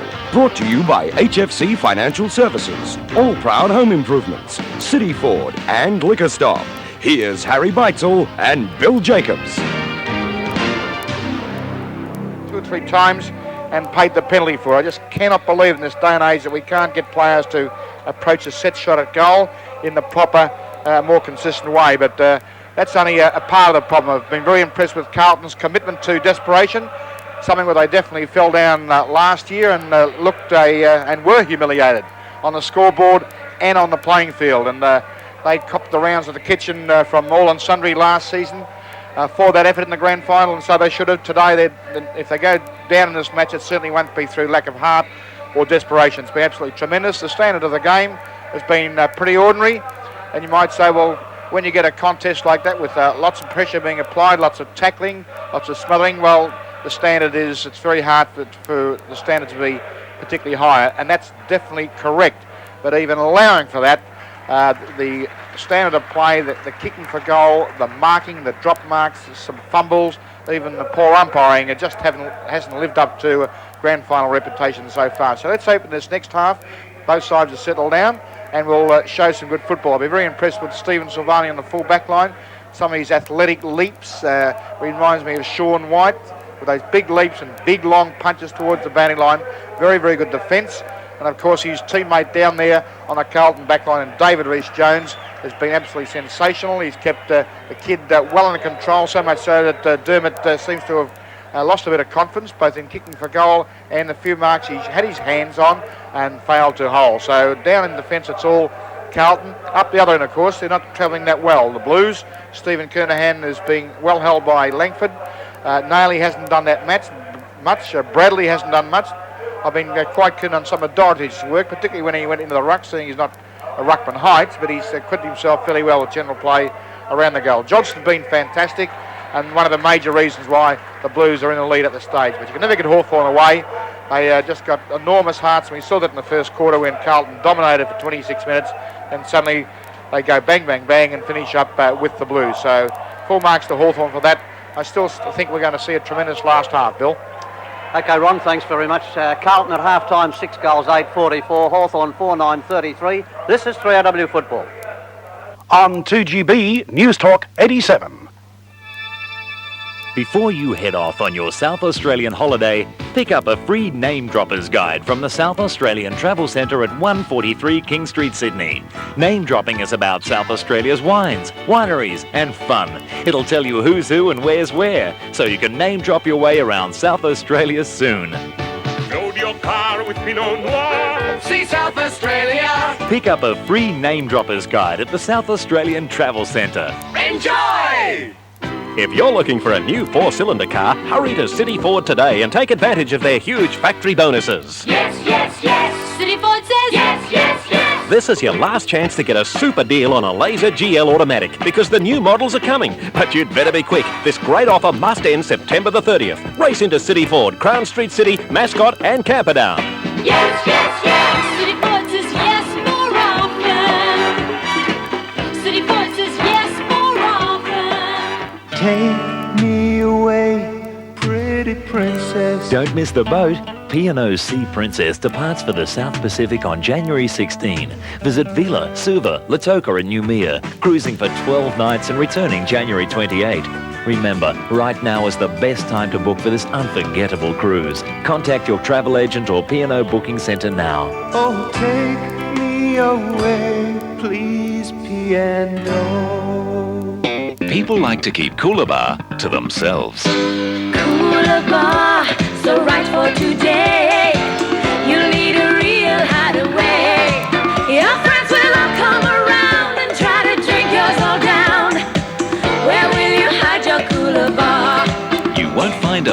cask wine than Cooler Bar anywhere. Where will you hide your cooler bar? Cooler Bar on special now at all anti-cap outlets. It's on now. The bow repairs. How low can you go sail? New Dunlop radials from just $47. Guaranteed retreads 4 for just $99. And Australian-made steel radials hit rock bottom at a low $59.50. For the best prices down under on tyres, batteries and undercar service, it's the How Low Can You Go Sale at Bow Repairs. Bow repairs are the best down under, making the wheels go round. Bow Repairs, the best deals down under. Boys go across the tape. He's a good 2 metres clear. In the under 19s today, North Melbourne 13-16-94 defeated Richmond 13-11-89. Just repeat that there was a controversial finish there as we watch the replay of that sprint, and won that very well, young Russell Richards. And the timekeeper accidentally pushed the button with 2 minutes still remaining to be played in the under 19s, and Richmond storming home may have been robbed of a victory. Anyhow, they lost by 5 points, a decision to be made as to what might take place there. In the reserves, Carlton 18-17-125 defeated St Kilda 15-15-105. They won by 20 points. And Bill Jacobs, up till half-time in the big match, your best players. For Carlton, Johnson, Silvani, Hunter, Aitken, Rhys Jones, Glasgow, Alvin and Dorotich. For Hawthorn, DP Domenico, Tuck, Collins, Russo, Jenke, Kennedy and Langford. You didn't mention Dennis there? No, I did not. Dennis, he faded out of that game, didn't he, in the second quarter? Yeah. In the first quarter, he was very, very good. It'll be interesting to see what his stats are. And we'll do that in just a moment with Johnny Murphy's been handed all the stats from Ray Young. This is 3AW Football. On 2GB News Talk 87. If you're about to buy your first personal computer, it's good to get some expert advice. The Atari ST is the most advanced, most powerful microcomputer your money can buy. International Byte Magazine. The best hardware value of the year. InfoWorld Magazine. The new Atari ST voted Best Value Computer of the Year in America 2 years running. And now for a limited time, your Atari dealer introduces the ST at the special price of $999, including a free $500 monitor. The best advice is hurry. This Atari offer ends October 30. Now, how many home improvement places can say this? If you want quality and service and you can't make it out to our showroom, we'll come to your home and make a presentation to you right there. Not many, I'll bet, but Ray Shiner and the people at All Proud Home Improvements mean what they say. All Proud is one of the leaders in home renovations, and with 25 years' experience, they've got to be doing something right. All Proud Home Improvements open 7 days a week at 900 Canterbury Road, Lakemba, or phone 750-5755.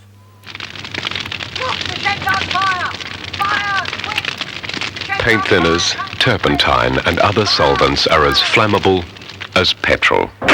Lock them away. Don't fool with fuel.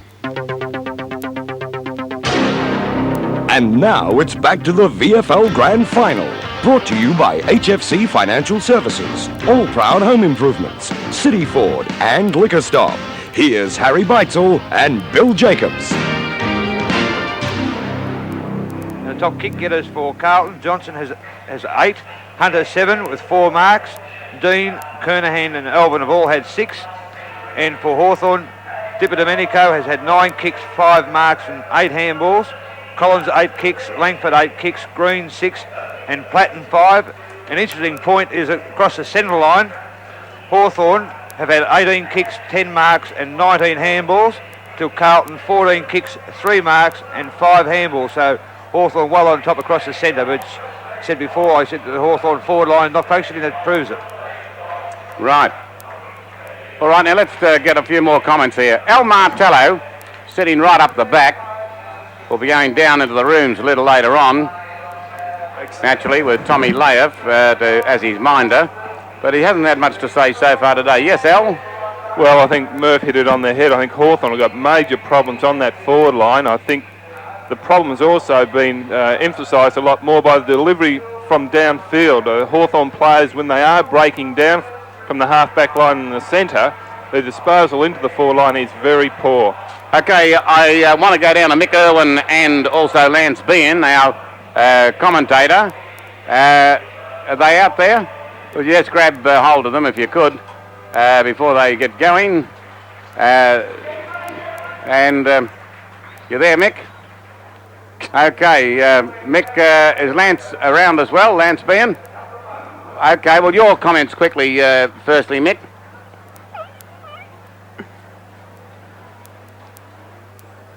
Let it flow. I just felt that Hawthorn came back into the game in that that second quarter, but they couldn't convert, and I believe that could be very costly as the day goes by. They had the ball up there. Brereton seemed sadly out of touch, and they just seemed to lack the ability to convert their opportunities. Okay, now our guest commentator today, having won the 3AW Super Team competition, Lance Bean. Carlton coming onto the field. Yes, Lance? Hello, Harry. Right, go ahead. A very enjoyable first half. I think that Carlton are a better place to win the grand final, even though Hawthorn's second quarter was better than its first. It had plenty of scoring opportunities, couldn't convert the number of attempts they had, which gives Carlton a decided advantage going into the third quarter. Right, thank you, Lance, and there's a sight we never see. Michael Tuck in a sleeveless Guernsey. There he is, showing all those big muscles, Big Al. Aren't they big? It's not many people have seen them, Harry. It's a great honour for 100,000 people. Well, his arms look different. His arms are whiter than white. There's more chicken there's more meat on our chicken bones than there are on his arms. Hang on, Tucky will do a full flex round the back here, don't worry. And Michael Tuck in a sleeveless Guernsey. I got a feeling that even Langford's gone into a sleeveless Guernsey, has he? Yes, he has. Langford's in the sleeveless Guernsey. I think Platten's in a sleeveless Guernsey. They're all in sleeveless Guernseys, Hawthorn. Now, that's something we haven't seen for a long, long time. Nailey changed his Guernsey at quarter time into a sleeveless Guernsey. Showed so much pace we thought it was Fraser Murphy. Yeah. So, I'll just check to see if any player has now got long sleeves. The heat, of course, very hot day in Melbourne, 30 degrees. 30 degrees. Johnny Watts, 6PR commentator. John, who do you think is going to win from this point? Well, it looks to me as though it's going to be Carlton, Harry. They're playing with a lot of confidence now. They built it up in that second quarter again.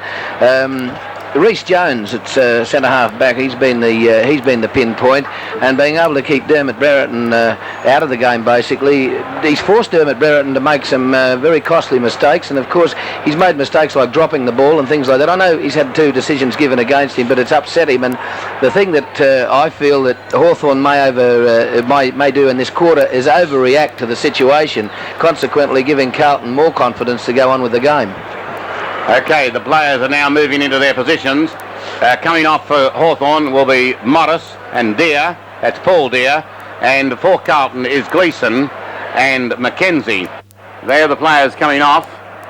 And let's have a look to see where everyone's lining up. Brereton's out at centre half forward anyhow.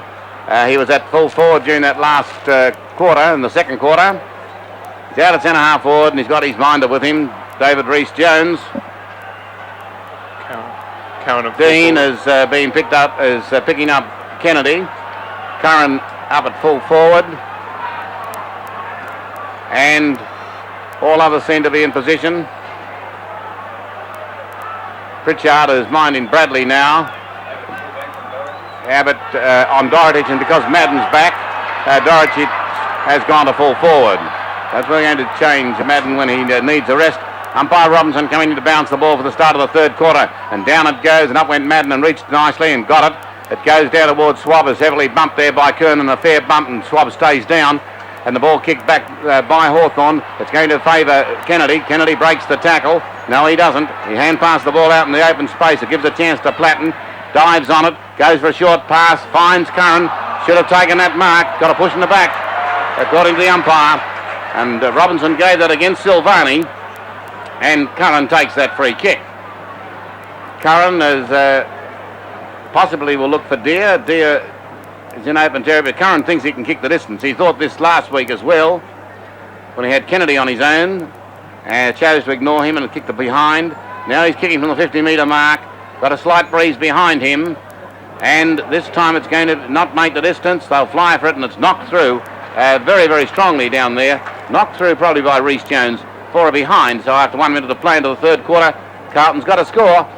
Hawthorn's got the score, 4-10-34. They're 10 points down on Carlton, 6-8-44. Rhys Jones brings it around the member side of the ground. It's loose for a moment, a chance for Naley. Platten stole it off him, and he was very close to being out of bounds, and his kick for goal has gone across the face of goals, and Silvani's tapped it over the line. They'll be thrown in the forward pocket on the outer side at the scoreboard end. That's the end at which Hawthorn are attacking in this, the third quarter. They are 4-10 to 6-8 on the 4-20 scoreboard. Umpire getting it back into play, and in there is Madden. Madden thumps it down. It came loose there and picked up very quickly by Rhys Jones to kick it around the outer side of the ground, but Langford's out in front of Kernahan, and Langford takes the mark. He's taken the honours against Kernahan, I think. He's kicked it over across towards Deere. Greg Deere mark, and hand passes quickly to Pritchard. He kicks long down in towards the full forward spot. Some jostling and pushing went over the back of the pack, and there's going to be a free kick, I think, to Carlton. And Carlton get the free kick, and it'll be the big fellow in Madden taking the kick between goal and behind post on the outer side. That's the direction in which he puts his kick over there, and Kernahan in front should have marked it. It was kicked in mid-air by Langford back towards the full forward zone, and Curran's in a perfect position to take the mark. Well, there you are. You probably wouldn't kick it any better if you stood there and ran in to kick it. And Curran's got the mark. He's about 20 metres out at the most, 20 metres out. The angle's about 45 degrees, and the goal would be very healthy for Hawthorn early in the third quarter. They're 4-10 to 6-8, and Peter Curran lining them up now. He's put this one on its way, and the goal umpire looks good, I think. Yes, it's a goal of Hawthorn. And the Hawks fighting back. They've had 15 scoring shots to 14 as a matter of interest, but Carlton still leads 6-8-44 to Hawthorn 5-10-40, 3W4-20 scoreboard. Ron Barassi. Well, it was a bit of a fluke kick there, of course, which Curran was the recipient of. People might have wondered why Kernahan missed that very easy mark, but he would have been looking straight into the sun there. Okay, ball back in the centre. Umpire Saw's about to put it down. That goal brings them closer together. Slight wind advantage.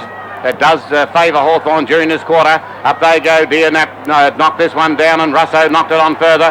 Here's a chance now for Dip there a minute ago. It's going to be kicked off the ground by Tuck. He missed it altogether. In goes Brereton, grabbed around the shoulder. The ball comes down toward Dippy. Dippy's tackle. Oh, great tackle on the Carlton opponent there. Ball comes out to Bradley. Hawthorn continue to play. They try to kick it on the volley again. Coming out now toward a whole group of players. Comes out wide. Swallows hanging on to Nailey. Nailey breaks the tackle. Nailey gets clear. Kicking down toward Hunter. Hunter can't take the mark. In goes Abbott. Abbott should have taken it under control. He didn't. Hunter goes down the ground, and the ball is taken away in that last line of defence. Hunter gets himself up. Looks all right. And the ball has been forced out of bounds. Came off Mew, and he forced it out of bounds there. He goes back to pick up Hunter now. Hunter looks a bit shaken up there. After that tackle, the ball coming up from the boundary throw-in down toward Madden. Madden didn't tap it very far. Going out now in the direction over there of Green. Green's kick is short. Picked up by Bradley. Bradley's hand pass astray. Opportunity here if he can pick it up. Swab, he couldn't. Dives on top of the ball. That's fossicked out toward Pritchard. Pritchard in turn down toward Kennedy. Kennedy to Platten. Platten grabbed every time he goes near the ball. Coming out now toward Green. Green and Molly Meldrum. Meldrum's got too much toe. Meldrum of Carlton gets it on the left boot. Straight to Kernahan on his chest. And Kernahan takes the mark. He's 45 metres out from goal. He's looking for a lead up. No, he's not now. Murphy was on his own. Collins decided he'd come up and pick him up. Murphy still stays on his own. And Platten going down now to do the crumbing. If it comes off the hands of the pack, Kernahan pretty confident he can get the distance. He'll kick from around about 50 metres. Just probably inside that 50-metre mark as he moves in at the punt road end. Slightly on the member stand side of the ground. It's a nice long kick. Swaving back, I think it's a goal. And it is. Kernahan's kicked his second goal. He's booted two. And Carlton are 10 points in front. 7-8-50, leading Hawthorn 5-10-40. Gary Bryce. Well, that was good play, and they directed the ball well. Tremendous play by Meldrum there to shrug off Russell Green. A very intelligent kick down to Kernahan, who replied with a magnificent goal. Well, back into the centre of the ground, 7-8 to 5-10 is the score on the 3RW 4 and 20 scoreboard, and Carlton leading at the bounce of the ball now, and Madden got it, but it was not further afield. A chance here for Russo if he's quick enough, and he's not. He's bundled aside. Hawthorn a chance through Jenke. It's picked up quickly by Di Domenico, kicking towards centre half forward, and Brereton's taken the mark. He's better off than centre half forward. He's 35 to 40 metres out, directly in front, and there's still only 10 points in the game as we pass the 6-minute mark of the third quarter of the grand final. Now Brereton a chance to score a vital goal for Hawthorn. 7-8 to 5-10. He hasn't kicked a goal as yet. Coming in over the 50-metre mark now. Aitken standing the mark and some assistance from behind him. Brereton's put it on its way. It doesn't look very good. It's a point at the best, I'd say, and that's what the goal umpire signals. And Hawthorn 5-11, the inaccuracy showing up markedly now. 5-11-41, trailing Carlton 7-8-50 on the 3RW4 and 20 scoreboard. Silvani, the ball back into play, and he finds Robertson on the member's side of the ground. A bounce at the half-back line, and Robertson spears the ball up towards the centre wing position, and Dennis is there to take the mark. Dennis on centre wing on the member's side of the ground, and Carlton going into attack. Dennis looking up there for Kernahan, shading his eyes for the sun. He knocked it away down to Murphy. Murphy tackled by Mew. Mew did well to track the ball under him. Picked up by Madden. No, Hawthorn can't get away. It went to Bradley, who's been quiet out in the direction of Johnson. Johnson looking for the free kick, won't get it. It's picked up by Swab, and it's snail's pace as he goes away and kicks it up to the centre wing position. Brereton from the back over the top of 2 or 3 players. Reece Jones a chance. It's going to be a free kick, and a free kick to Reece Jones for being held but not in possession.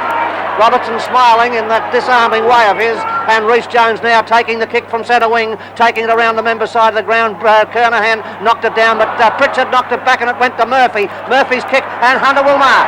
Play on. No, play on is the call. It's going down to centre half forward. The ball spills to the ground, and the umpire will now come in and bounce the ball about 25 to 30 metres out in front of Carlton's goal at the punt road end. Scoreboard 7-8 to 5-11. Carlton leading 3RW4 and 20 scoreboard. Touched off the boot, that one, and umpire Saws decided he would bounce because Hunter thought he had the mark. And the ball has been tapped down by Dorridge out to Dennis, and Dennis puts it through for a point for Carlton, and so they move now to 7 goals, 9, 7-9, 51. They're 10 points up on Hawthorn, 5-11-41, and we've been playing almost 8 minutes into this third quarter, and the Hawks starting to look a little tired.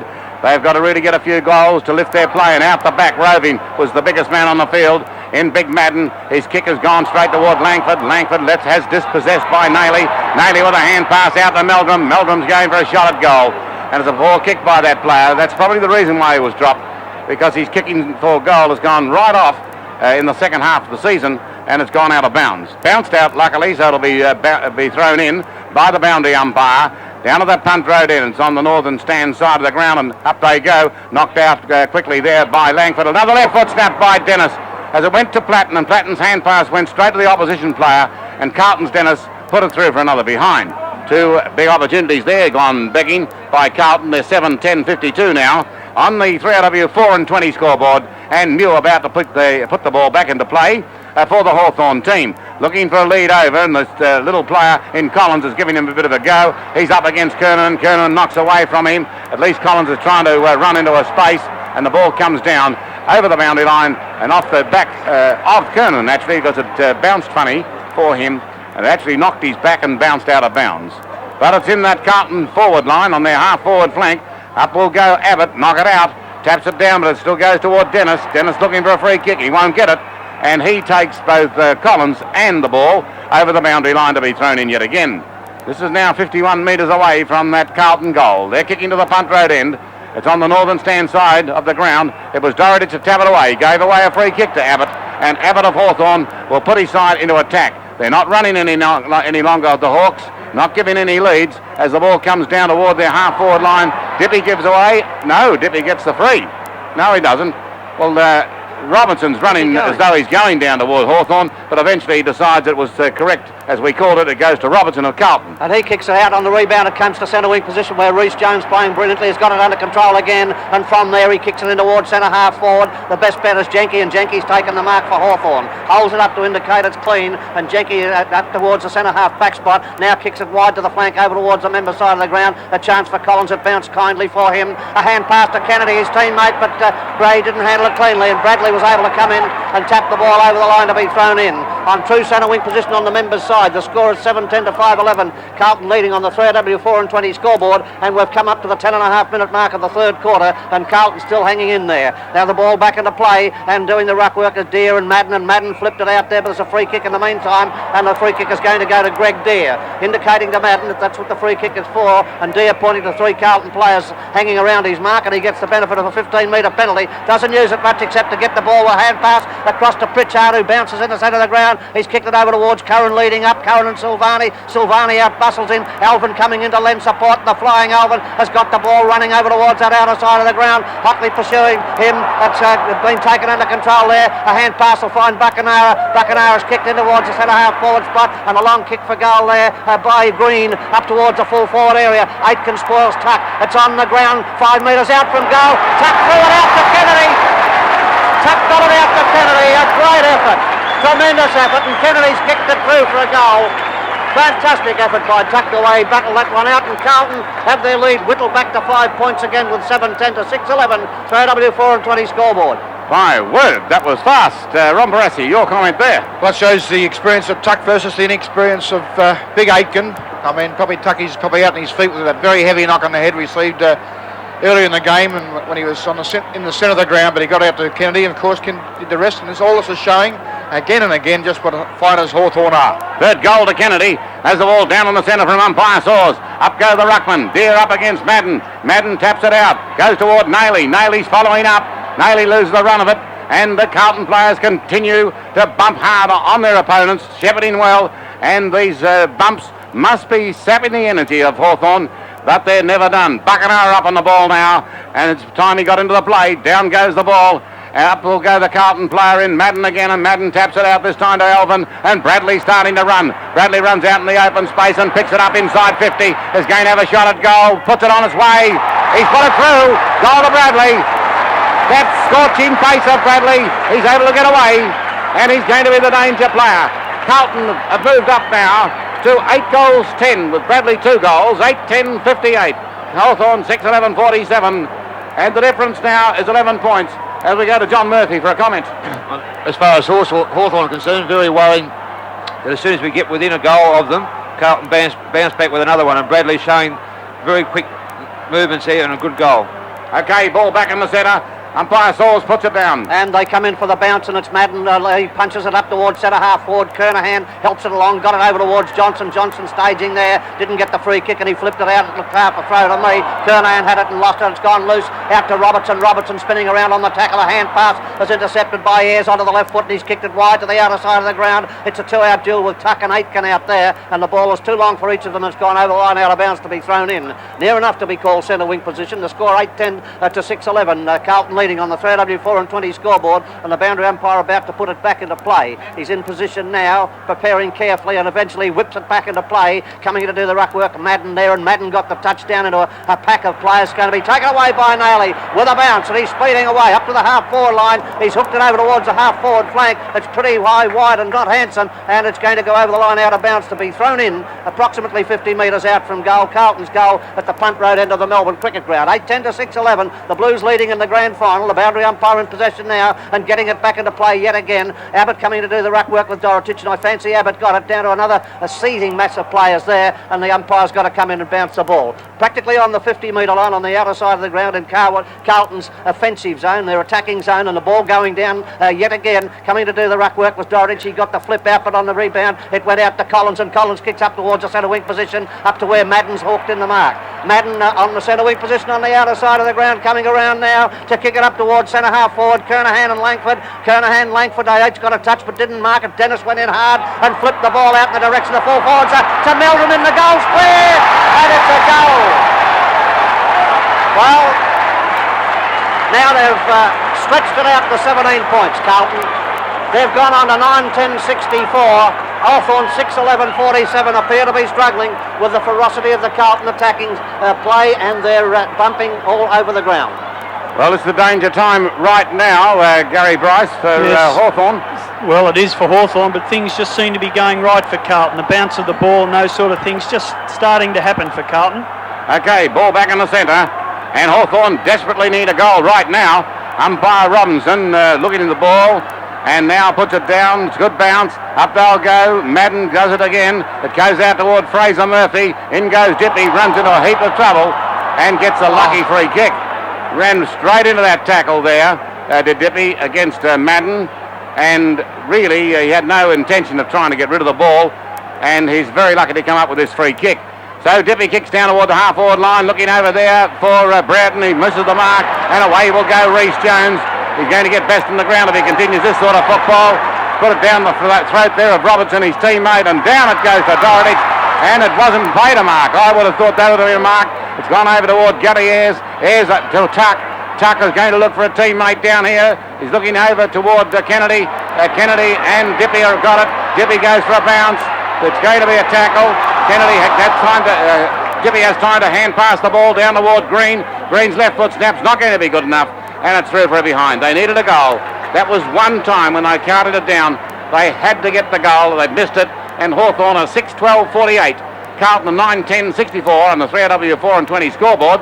And at 16 and a half minutes played into this third quarter, Aitken's on his own.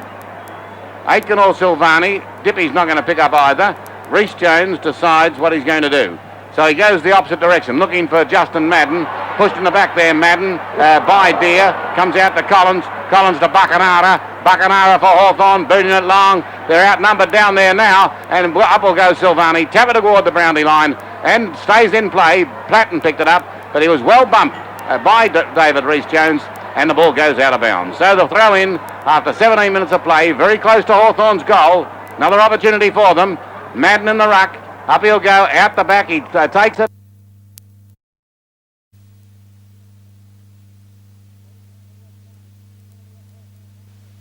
Green down toward Kennedy. Kennedy of Hawthorn's after it. Can't pick it up, and Aitken just taps it across the boundary line, and it's again in the safety of that area. And the siren sounds. Hawthorn don't get the goal that they need, and Carlton at three-quarter time lead by 16 points.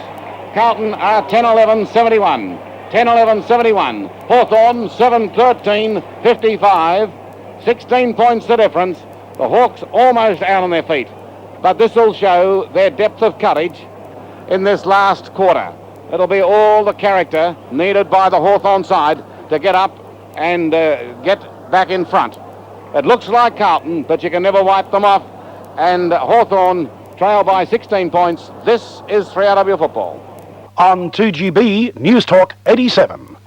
If you're thinking of buying a new Laser, don't think anymore. Act right now and race into City Ford today. Yes, yes, yes. City Ford says yes, yes, yes. New models are coming, so City Ford must clear their current stock of Laser GL automatics, and they'll give you super factory bonuses, but only until September the 30th. City Ford, Crown Street City, Mascot and Camperdown. Yes, yes, yes. City Ford says yes more often. City Ford says yes more often. When you're after quality and service in home improvements, all proud are the people to see. Visit their huge display showroom and see for yourself.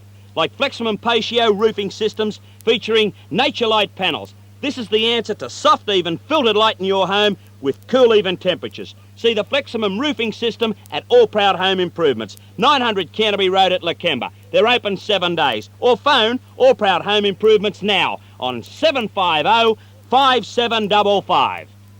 The greatest change in Soviet policy in years is summed up in one simple word: glasnost. It means openness. But how open is the Soviet Union? To find out, SBS Dateline reporter Andrew Fowler travelled through the Soviet Union from the Baltic Sea, interviewing workers, officials, and some people he wasn't supposed to. The result is a frank and fascinating insight into the new order in Moscow. Glasnost, a special Dateline report, tonight, 7:30 on SBS TV. And now it's back to the VFL Grand Final. Brought to you by HFC Financial Services, All Proud Home Improvements, City Ford and Liquor Stop. Here's Harry Beitzel and Bill Jacobs. Okay, now Johnny Murphy, Hawthorn's viewpoint. Well, things look pretty bleak at this stage. They're still struggling up forward with only Kennedy on the forward line. Look as though he's a danger to Carlton. I'd throw Buckenara in the centre and just tell him just to get into the game and get a kick, because he's hardly had a touch of the ball today. And he's too good a player to be playing 4 quarters the way he has, so he's got 1 quarter to do something.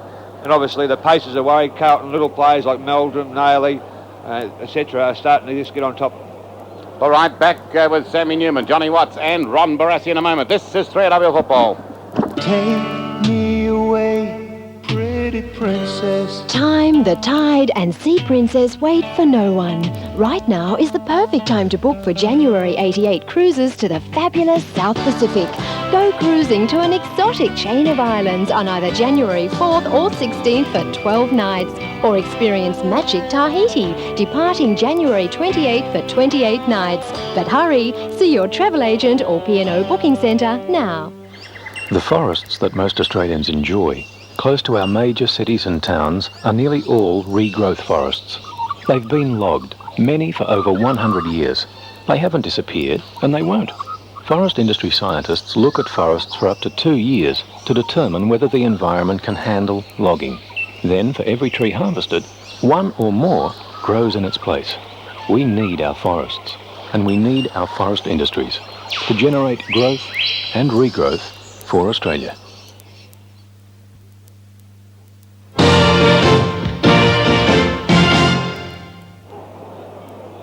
We go straight to Tommy Layer for the better players up to three-quarter time, Tom. Well, for Carlton, Reece Jones, Aiken, Dennis, Madden, Johnson, and there's quite a few of them come into that quarter. Nailey came into the game. Glasgow got quite a few possessions. Meldrum around the packs. For Hawthorn, Langford, Collins, Deeper and Kennedy. Thank you. Quick comments about the tactics from you, Sammy. Well, just as we look at Hawthorn breaking up, it looks like Brereton is going onto the back line from here, and so he should, because he should have 5 minutes and then take him off the ground. He's been dreadful today. Gene should have a heart-to-heart with him, and also with Bacanara. He's been disgraceful.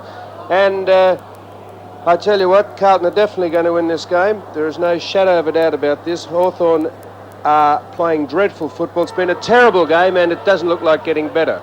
Okay, 6 PRs, man. Johnny Watts. Good, Harry. Well, I full marks to Carlton's back line. Reece Jones has done a fantastic job, so has Silvani, Aitken, Glascott, Dean and Elvin. Superb down in the back line.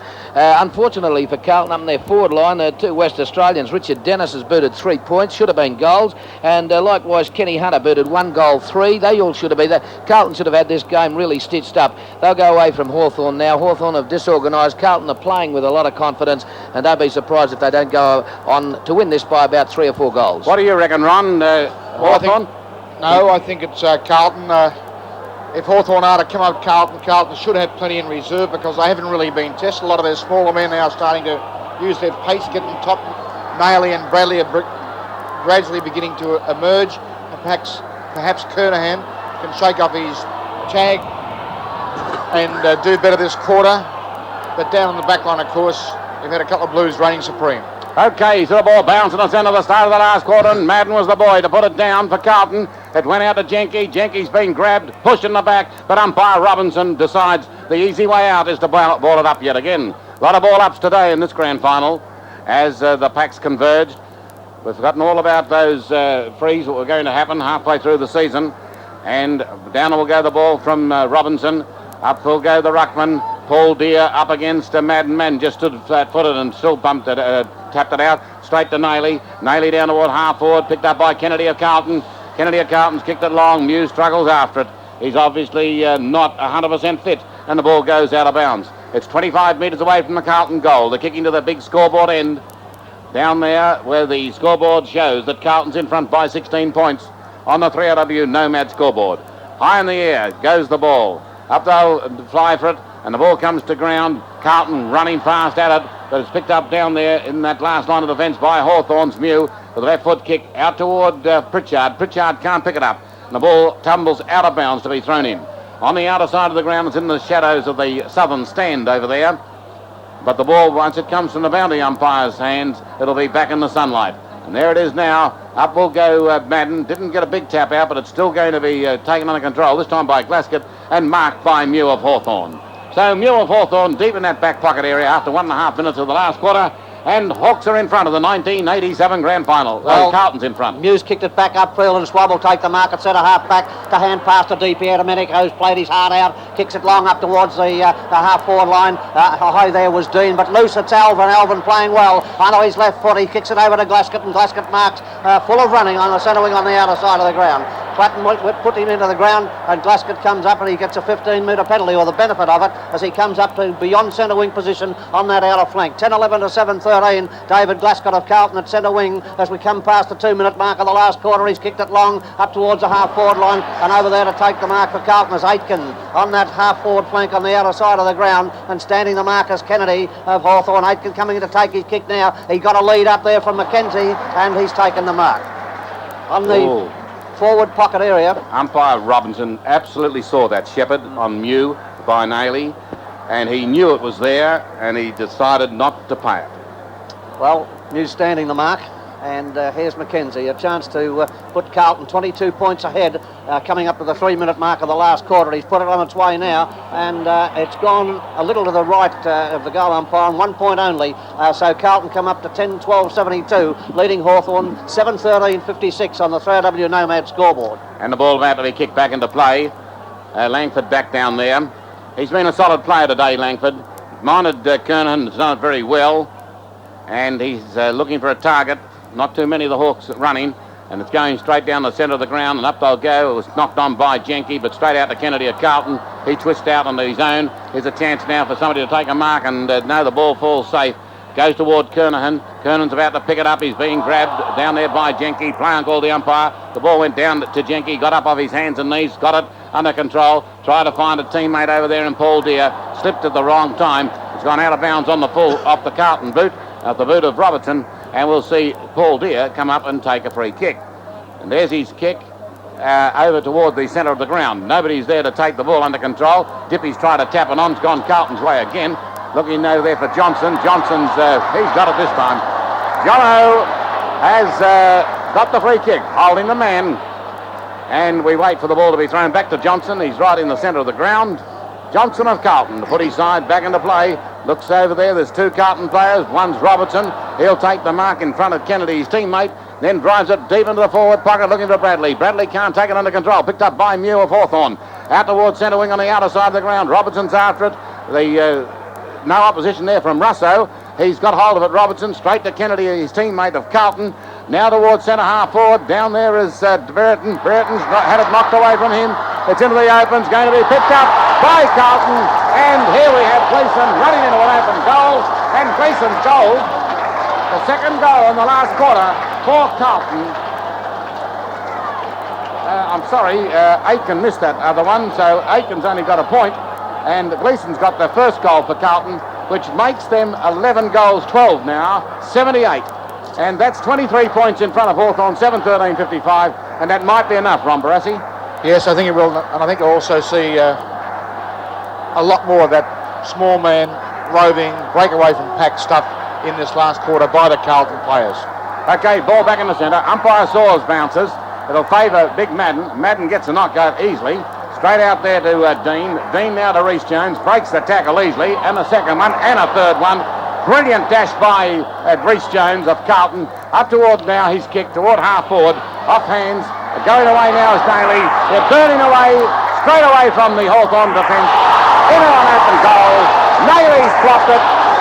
And the 1987 Grand Final is starting to be wrapped up. Nailey fresh. Raced through the centre line, but what a tremendous dash it was. The evasion skills by David Rhys Jones to set it up, and that puts Carlton on the 3AW Nomad scoreboard to 12-12-84. Hawthorn is 7-13-55, and it was great stuff there, Johnny Watts. Certainly was, Harry. Great stuff by Carlton. They're right into top gear now. The third quarter was very even, Stephen, but Carlton are going to break right away in this game.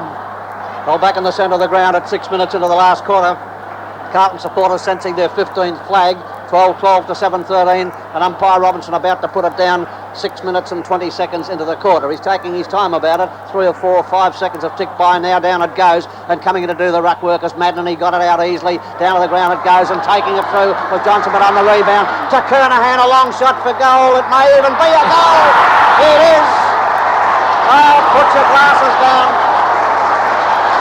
Kernahan's goal, his third. Carlton have kicked 13-12 to 7-13 and they're storming home in the grand final. Okay, and Sammy Newman, well, nothing can be done now by Hawthorn, I don't think. No, it's going to be a very boring 20 minutes. It's been a boring game. Happy fella. Well, Sammy might be going home early, don't know, but the Carlton supporters won't go, and 100,000 people are still here, hoping some of them for a miracle by Hawthorn. Down goes the ball, and Greg Deere back in the field now, but Madden continues to dominate out to Nayley. Nayley linking up there with Johnson, and it goes down toward Kennedy at Carlton, and a great mark by Mew. Mew of Hawthorn takes the mark, and Brereton doesn't know where really to run. It should be just tapped across to him, and it goes out now towards Swab. Swab at the 50-metre mark in the half-back line, driving it down. Up goes Rhys Jones at the back. He's almost got the mark. He's fighting his own teammate. And another ball up by umpire Robinson as the two Carlton players fought each other then. Rhys Jones from behind, and certainly not prepared to give it up down there, was Dean. He was in front, and he probably had the majority of the ball, but umpire Robinson now bounces. Bouncing in the centre square. Up they'll go for the tap out. No decisive tap out there. Linked up by Kennedy of Carlton. Over to Glaskett. Glaskett's looking for a lead up. Mew's got a chance of marking him. He doesn't. And Meldrum pushes the ball toward the boundary line. I think it's out of bounds off the boot of Meldrum. It is. And that means that Chris Mew will get the free kick. 8 minutes and 18 seconds in the last quarter. 3AW Nomad scoreboard. Carlton 13-12-90. Hawthorn 7-13-55. Mew kicks it out to Greg Deere on that outer side of the ground. Hawthorn couldn't control the ball. It was picked up over there by Bradley, kicking it towards the centre half forward spot. Dennis kicked it in mid-air, and it went back to the big fellow in Madden, who's taken the mark. He plays on quickly to Bradley, pumps the hand pass to him, and Bradley gives it over to Johnson. Johnson onto the left foot, his natural kicking foot in towards centre half forward there, high there. It's knocked over towards the boundary line. Hawthorn gasping for breath over there. The ball comes loose out to Brereton. Brereton in front of goal will hand pass upfield to Kennedy. That's Kennedy of Hawthorn, and coming around the middle side of the ground now. He's had a couple of bounces, passing the 50-metre mark. He's stopping, looking for target, and he's kicked it in towards the centre of the ground, and Green is there. Green takes the mark 9 minutes into the last quarter of the grand final. He hand passes across to Russo. Russo on the left foot, kicking it towards the half-forward line. Curran stumbled and fell. The ball went to ground to Swab. A hand pass to deep out of Domenico. He hand passed out to Rhys Jones, and Rhys Jones hand passes to Bradley, and Carlton are out of it, and Bradley scorches around the outer, kicking it wide over there towards Nayley, and Nayley goes to Johnson into the mark, and Johnson's got the mark at centre wing on the outer side of the ground. 13-12 to 7-13, and he works the ball across to Glaskett with handball, and Carlton are steaming away. Glaskett into towards the forward pocket, and then there'll be a mark to Mackenzie. Mackenzie tumbling into the mark in the forward pocket on the outer side of the ground, about 35 to 40 metres out, angle 55 to 60 degrees, and Kennedy will shoot from the shadows of the outer side there in towards the goal at the scoreboard end. 13-12 to 7-13, 3AW Nomad scoreboard. Meldrum coming off the ground, and the ball now with Mackenzie. Mackenzie coming up to take his kick as Fraser Murphy comes back onto the ground, and Mackenzie's booted it long. I don't think it's going to make anything at the moment. Madden in the front berth. It's knocked away from him out in the direction of the centre half forward spot, and Carlton go into attack again from the boot of Dennis, and Dennis's kick is untidy, kicked in mid-air by Greg Deere, but it's a Carlton mark to Mackenzie, I think. They came from a kick off the ground, as it were, and he's going to have another shot for goal, this time from near enough to be called directly in front. Angle ever so slight, and about 30 metres out. 13-12 to 7-13. The gas has gone out of the Hawthorn machine by the look of it. 13-12 to 7-13, coming up to 11 minutes into the last quarter of the 1987 Grand Final. Here's Mackenzie now spinning it around with confidence in his hands, looking up towards goal at the scoreboard end. The clock ticks up towards 11-minute mark as Mackenzie comes in and puts another nail in the coffin of Hawthorn. Another goal. And Carlton are cantering away with the game now. They've gone on to 14-12-96 to Hawthorn, 7-13-55, 3AW Nomad scoreboard. Well, we'll get a comment from Tommy Lath. He'll be going down into the room shortly, probably down to, obviously down to Carlton's room.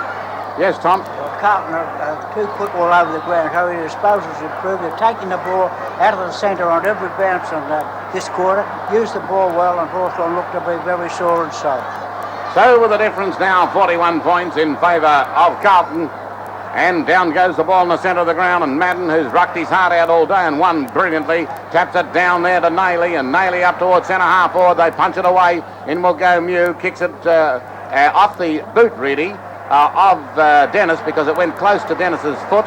and Dennis sees one of his teammates grab it, and there's a good tackle over there by Swab, and the free kick is given against him for too high. Too high against Kennedy of Hawthorn, and the ball going back to Mackenzie of Carlton. Mackenzie's just kicked a goal. That one was from around centre-half forward. He's now 50 metres out from goal, coming in from the boundary line, on the outer side of the ground, but he's fresh, and he's put it a long way down, and it's through for a behind. 1 point for Carlton, and they move to 14-13. There's 7 goals in front now of Hawthorn on the 3AW Nomad scoreboard. Green's off the ground as the ball is kicked back into play by Langford. They fly at the back. It was a chance for Bradley. Bradley misses it. Tuck went through, didn't take the ball with him, left Bradley behind as it comes out toward Platten. He's tackled yet again. Got a hand pass into Tuck though, and Tuck up to Brett, and he should take the mark. No, he doesn't. Knocked away. Goes to Curran. Curran with a hand pass to Buckenara. It's an open goal. It's a shocker. The kick is terrible, and it bounces out of bounds. Well, Buckenara had all the opportunity in the world there, and the boundary umpire coming up, you wouldn't want to be in his shoes. One boundary umpire on that big outer wing, and of course in this temperature, which is almost 30 degrees, 13 minutes ticking by, the ball beside the behind post of Hawthorn, almost a free kick I would think against Paul Deere, and the umpire saw it that way, and Madden of Carlton takes the free. Bad place to give away a free, as the ball kicked out now, straight over there to a teammate, and this little fella will be little Gleason by the look of it. Over there he's got the ball, and he is about to link up with another Carlton teammate. Bradley ran past, he ignored that one. Up went Deere of Hawthorn to tap it away.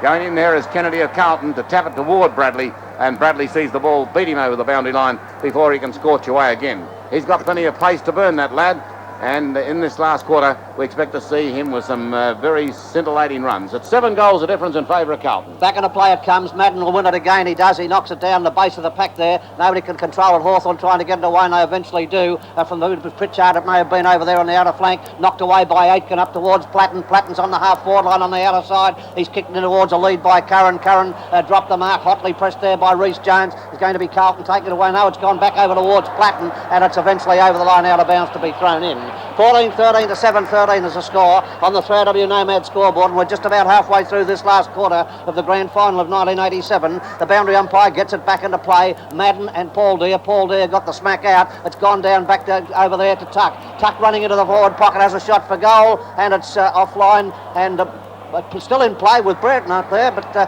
thought it was out of bounds, and that's what the boundary umpire thinks eventually. So it's going to be thrown back into play in the forward pocket. That's Hawthorn's forward pocket on the members' side at the punt road end. 14-13 to 7-13, and a dispirited looking Hawthorn. They'll fight it out for sure, but they're gone, of course, for all money. They're back into play now, and then come the ruckman to do it again. Madden quite decisively. It's tipped and tapped over there and back over the boundary line for another throw in at the 15-minute mark of the last quarter of the Grand Final. With the boundary umpire yet again in that forward pocket for Hawthorn, now putting it back into play, coming to do the ruck work, Madden and Paul Deere. It was just a touch to Madden, picked up by Buckenara, but his shot for goal is offline and through for 1 point. So just passing the 15-minute mark of the last quarter, Carlton are 14-13 to Hawthorn, labouring on 7-14 on the 3AW Nomad scoreboard. Hawthorn's first score for the quarter, and the ball about to be put back into play by David Rhys Jones for Carlton. Coming out towards Silvani, got plenty of other teammates, and Bradley comes up and takes the mark.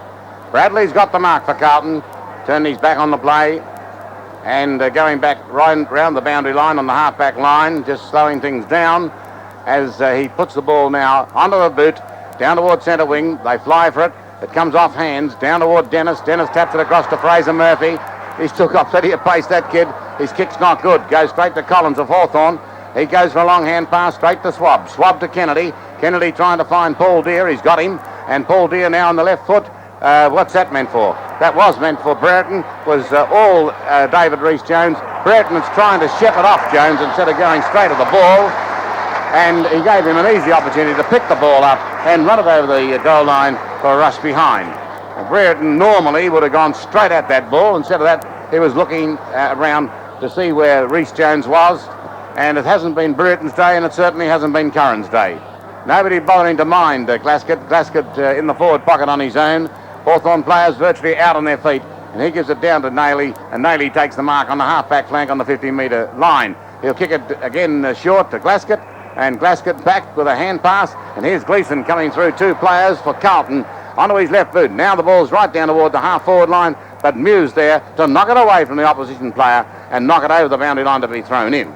Ball being thrown in, half-forward flank for Carlton, out of sight of the ground. 17 minutes played in the 1987 Grand Final, and Carlton 14-13-97 to Hawthorn 7-15-57. The ball working its way up there towards Kennedy, but Nailey intercepts. That was Kennedy of Hawthorn, of course. Nailey intercepted, and it's over the line on centre weak position, out of sight of the ground. 14-13 to 7-15, 17 minutes and 12 seconds into the last quarter, and the boundary umpire getting it back into play. Going through the final rights of the grand final, the ball spills out now. A chance for Glasgow ahead of Platten there. Glasgow lost the runner, but it was eventually picked up by Tuck to kick it back into the forward line, up towards Brereton and Rhys Jones. But Rhys Jones thumps it over towards the boundary line, backs up, knocks it over, aided and abetted by Alvin, and the ball is over the line to be thrown in on Hawthorn's half-forward line to forward pocket territory on that outer side of the ground and at the punt road end. 14-13 to 7-15. That's 97 to 57. Carlton leading on the 3W Nomad scoreboard, and a couple of players picking themselves up gingerly over there. Alvin was one of them. He's played very well, I feel. A ball back into play now. Madden knocks it away over towards Brereton on the spill. It picked up by Paul Deere, kicking towards the forward pocket. Silvani at the back of Curran, and Robertson is happy to slap it through for a point for Hawthorn. So Hawthorn go on to 7-16-58, trailing Carlton 14-13-97. And Silvani kicks the ball back into play, and Gleeson on his own again. Away he goes, he's fresh, and he doesn't bother to bounce the ball. He's looking down here to see if he can find a teammate. He's found Dennis. Dennis reaches up high, gets the mark, and Ayres stands it, and immediately he'll hand pass the ball to the running Gleeson. Gathers it in one hand and keeps on running deep now toward Hunter. Hunter keeps the ball in play, but unfortunately for him, it slipped across the boundary line, and Mew was right on him. Hunter was a devastating player first quarter. Mew, well, he doesn't look all that well, has had to play on him since, and he's done a great job. He's one Hawthorn player that has fought it right through. Up will go Greg Deere to try and tap it down. Johnson of Carlton burst his way through. Ball intercepted, however, by Langford, another good Hawthorn player. Down toward the centre of the ground. Up went Paul Deere and tapped it on. Tried to find Kennedy and did. Kennedy with a hand pass toward Paul Deere. Deere can't pick it up. He's after it on his hands and knees. He's got it out to Platten. Platten then to Kennedy. That's good football. Hawthorn have a chance here. Running into an open goal. It's a long hand pass. Will they come through? Buckenham has given it back to Kennedy. He's got to shoot quickly. Kicks into the player in front of him. He was just too tired to do anymore. Silvani saved the day. Silvani goes for the safety of the boundary line. And it's over and out to the plaudits of the crowd, as Kennedy just couldn't raise another yard and he was forced to kick, and the kick was well smothered by Silvani. It's out of the 50-metre mark, and ball being thrown in, and it's knocked back out again by Madden. 20 minutes gone now. About 10 minutes to go in this grand final, of Carlton 14-13-97 to 7-16-58. Ball back into play again, and Madden gives it another thump and back over the boundary line again. They keep on doing this. It's 14-13 to 7-15. Out of bounds, out there on the half-forward flank for Hawthorn, out of sight of the ground, and the Hawks in this last quarter of the grand final, kicking to the punt road end of the Melbourne cricket ground. We're past the 20-minute mark now as the boundary umpire whips it back into play. It's Madden, but Brereton came aside from the side there, knocked it away, but it's chance for Gleeson. He couldn't pick it up. Russo didn't. He pumped the hand pass to DP Domenico. He's caught, but then he got out of trouble. He hand passed it back across to Paul Deere, and he stabbed the ball across over to Schwab, and Schwab has marked at centre half forward for Hawthorn. He's back over the 50-metre line, 14-13 to 7-15. Attendance 92,754. Well, that's surprising, I feel, but in keeping with the attendances for most of the year. Pass has gone across to Pritchard, and he will shoot from about 40 to 45 metres out from goal, kicking down towards the punt road end of the cricket ground. 14-13 to 7-16. A chance for Pritchard at the 21-minute mark of the last quarter. Comes over the line now, the 50-metre line, and puts it on its way. It's not a bad-looking kick, and there's not much noise down there, but it looked all right to me. It's a goal. A goal to Pritchard. A few cheers for the Hawks going down gallantly, but they're only 8-16-64. Trailing Carlton 14-13-97. 3RW Nomad scoreboard. Okay, Johnny Watts, comment from you? Well, I'm a bit disappointed with the Hawthorn performance. Platten, Brereton, Buckenara, Curran, I felt these players could have lifted the Hawthorn side, but they've done absolutely nothing. Carlton, they're slowing down, but rightly so, because they're so far in front. With a score like that, the 1987 Victorian Football League Premiership is theirs. Right, well, the ball back in the centre of the ground. Umpire Robinson taking a long time to put it down to the ground. He puts it down now. Perfect bounce. Up they go, and Madden again. As there was a great tackle there by Platten. Platten on his opposition player, but Dean came in to assist for Carlton. The ball going out toward Mackenzie there, and Mackenzie just pushes it across the boundary line, and their players seem pretty happy to keep it in the shadows of that stand, the southern stand, on the half-forward flank for Carlton on the outer side of the ground. So the ball about to be thrown back into play, and the ruckman there this time, this will be big Abbott, and Abbott tapped it down, and he was against Mackenzie, goes out toward Dennis, he slips over, but he's got time to get up again, and not only does he get up, he's able to kick it down toward Hunter. It's tapped now toward Fraser Murphy. He's going to run into an open goal, he's got plenty of pace, and he's put another nail in that coffin of Hawthorn. Through it goes, another goal. He's embraced by Robertson, and Carlton go further ahead in the 1987 Grand Final after 22 and a half minutes of play, 15-13, 103. Hawthorn 8-16, 64, and that's a 39-point lead on the 3AW Nomad scoreboard. We get a comment from Johnny Murphy. Problem, lack of pace. Murphy just running away from the players and kicking a good goal.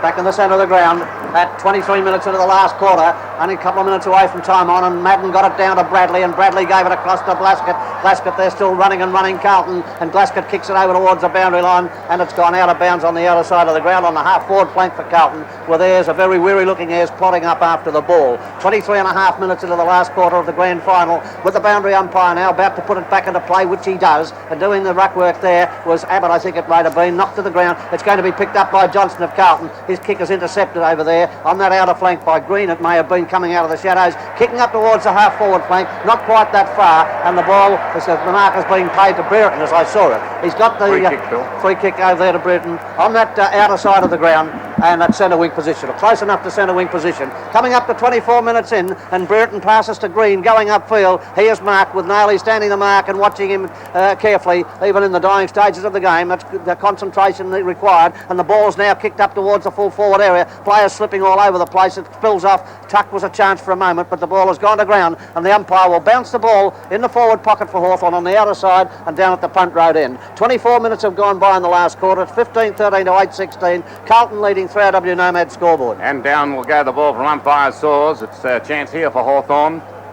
One thing their supporters want them to do, they want them to fight it right out to the end. They know they're tied, but it's again Madden. And Madden in his favourite spot where he loves to put it out of bounds. There'll be a boundary throw in here on that half-forward flank for Hawthorn on the outer side of the ground. You can back it in, he'll just fist it straight out again. No, this time he puts it straight down the throat of his teammate. My word, he's a great ruckman, and especially in this game. And he sees Carlton go round that centre wing position, over to Nailey. Nailey with a lovely long hand pass. There's Bradley the racehorse. He's bounced once, tucks it under his arm and bounces out in front of him again, follows up, but this time his hand pass has gone slightly askew and went over the boundary line, and the boundary umpire coming up now to pick it up and throw it in. Carlton 103, Hawthorn 64, 39 points the difference, and slipping into time on now in the 1987 Grand Final, of which Carlton is going to win the match. And here's Deere, Greg Deere that is, tapping it away, coming back now from Mackenzie's tap back now in the direction there of Ayres of Hawthorn, but it'll be all Carlton. Oh, that's a lovely tackle though by Swab. Swab's got hold of the ball for his team. In goes Rhys Jones, battles it toward the boundary line, and it's out of bounds yet again, centre wing outer side of the ground. So Carlton still in control, been totally in the control from the second half, and we wait for the ball to be thrown in yet again as the ball is high in the air, and this time Madden taps it out the back. Doesn't matter which way he goes, there's always going to be a Carlton player there. Johnson was there for Carlton, but nipping in to take the mark will be Abbott, and Abbott of Hawthorn to put his side into attack. Kicks it in towards the centre of the ground, and Kennedy has taken the mark. They're only 3 or 4 metres away from the centre circle, but he hand passed to Ayres. Ayres going by, and Ayres has kicked a lead by Curran. Silvani spoils the attempt to mark and kicks it over the line out of bounds to be thrown in on the half-forward line for Hawthorn. Played very well, Silvani, throughout the day. He's been mentioned by all commentators, and the ball's now over the line out of bounds to be thrown in. At 26 minutes into the quarter, very little time left now, and the boundary umpire whacking it back into play yet again. Madden still rucking and took it out of the air, then taking it away and getting onto his left foot to kick it down towards the centre wing position. Dennis came up there. They all massed for the mark. It's knocked down over in the direction of the boundary line. A chance over there for Collins. He's got it out towards Abbott, and a hand pass up coming upfield, but Hawthorn can't stand up, and Johnson intercepts, and Johnson kicks it back up towards the centre wing position. Platten in there taking the ball under control. Eventually, Ayres picks up and kicks in towards the centre half forward spot, or a bit better than that. Silvani spoils from behind, down to Alvin. Alvin got a bit of a nudge, but nothing decisive, and the ball's down to the ground, and the umpire will bounce the ball about 40 metres out, directly in front of goal at the punt road end. That's the way Hawthorn are going as we come up to the 27-minute mark of the quarter. Carlton 15-13 leading Hawthorn 8-16. And the ball now to be bounced by umpire Saws. Coming to the dying minutes of this 1987 Grand Final. Up will go Madden again. He still taps it out. That's going down to his Carlton player in Rhys Jones. Rhys Jones links up with Aitken. Aitken out wide looking for little Gleeson. Gleeson takes the mark for Carlton. Now toward Hunter. Hunter can't take it. Yes, he's got it now. He'll hand pass the ball over. It's coming back to Gleeson. Gleeson's going to shoot for goal and puts it through for 1 point. Well, it looked as though he could get another goal there. Little Gleeson, it went through for a point, and it's now 15-14, 104. They're 40 points in front as the ball is kicked in by Langford, straight to his teammate. Greg Deere takes the mark. He's running across centre half forward. He's even going for a bounce. Now he's gone for a hand pass. It's all Hawthorn players there. It's going to be picked up by Collins. Collins goes for a one bounce and a hand pass toward Kennedy of Hawthorn. Kennedy in turn doesn't really know what to do. He's gone back to Collins. Collins is up in the half-forward line, shooting at goal. It's a long kick. Be a great thing if it was a goal, but it's not. Yes, it is. It is a goal. It was a great goal for young Collins, and he deserved it. There was not one sound behind that goal at the punt road end, and certainly the Carlton supporters down there, you would have thought that they could have given some applause for that great individual effort there by young Collins. Andrew Collins came from the half-back line, brought it to Deere, got it back from Deere, and then raced through and kicked that goal. So Hawthorn get a goal at the 28.5-minute mark. They're 9-16-70, and Carlton 15-14, 104, and we may be coming up for the last bounce of the 1987 Grand Final. Well, it could well be, and the umpire coming in to bounce the ball now, and down it goes in the middle of the ground. Deere's got the set on it, but just got the tap. It went out and is picked up very quickly by Green. Green kicks it upfield, but Glasgow takes the mark. Handball on it was ineffective. A chance for Hawthorn now, and they come up with Swab getting a hand pass to Platten. Platten to Brereton. Brereton takes the mark, and some ironical cheers. Over to DP out a minute ago, and he's had a shot for goal, kicking up towards the full forward area, but it's touched through by Curran for 1 point only. So Hawthorn add to it. They go on to 9-17-71, trailing Carlton 15-14, 104, and we've passed the 29-minute marker. Silvani kicks it back into play, finds Robertson of Carlton in the back pocket, and Robertson brings it around the members' side of the ground. And here we find them coming after the ball. They're loping after it. Green showing a bit of pace. Oh, good football, Green. Hand pass it back toward Brereton. Siren goes. Carlton have won 15 premierships, the greatest number in the history of the VFL. Gone past Essendon, and we see Brereton had the ball with a touch of irony that the last touch on the day of the 1987 Grand Final was to Brereton, who's been totally out of touch all day. And the final score, Carlton 15-14, 104, have defeated Hawthorn 9-17-71. A victory by 33 points, 29 minutes and 29 seconds, played before a crowd of 92,754, and Carlton are very, very happy, but there's a great deal of sportsmanship being shown here at the MCG. Every opponent has shaken each other's hands, and that is great stuff because it was played hard but fair. And of course, Hawthorn today, lowering their colours, having played 3 hard games out of VFL Park and in 30-degree heat, couldn't handle it, and Carlton win their 15th premiership.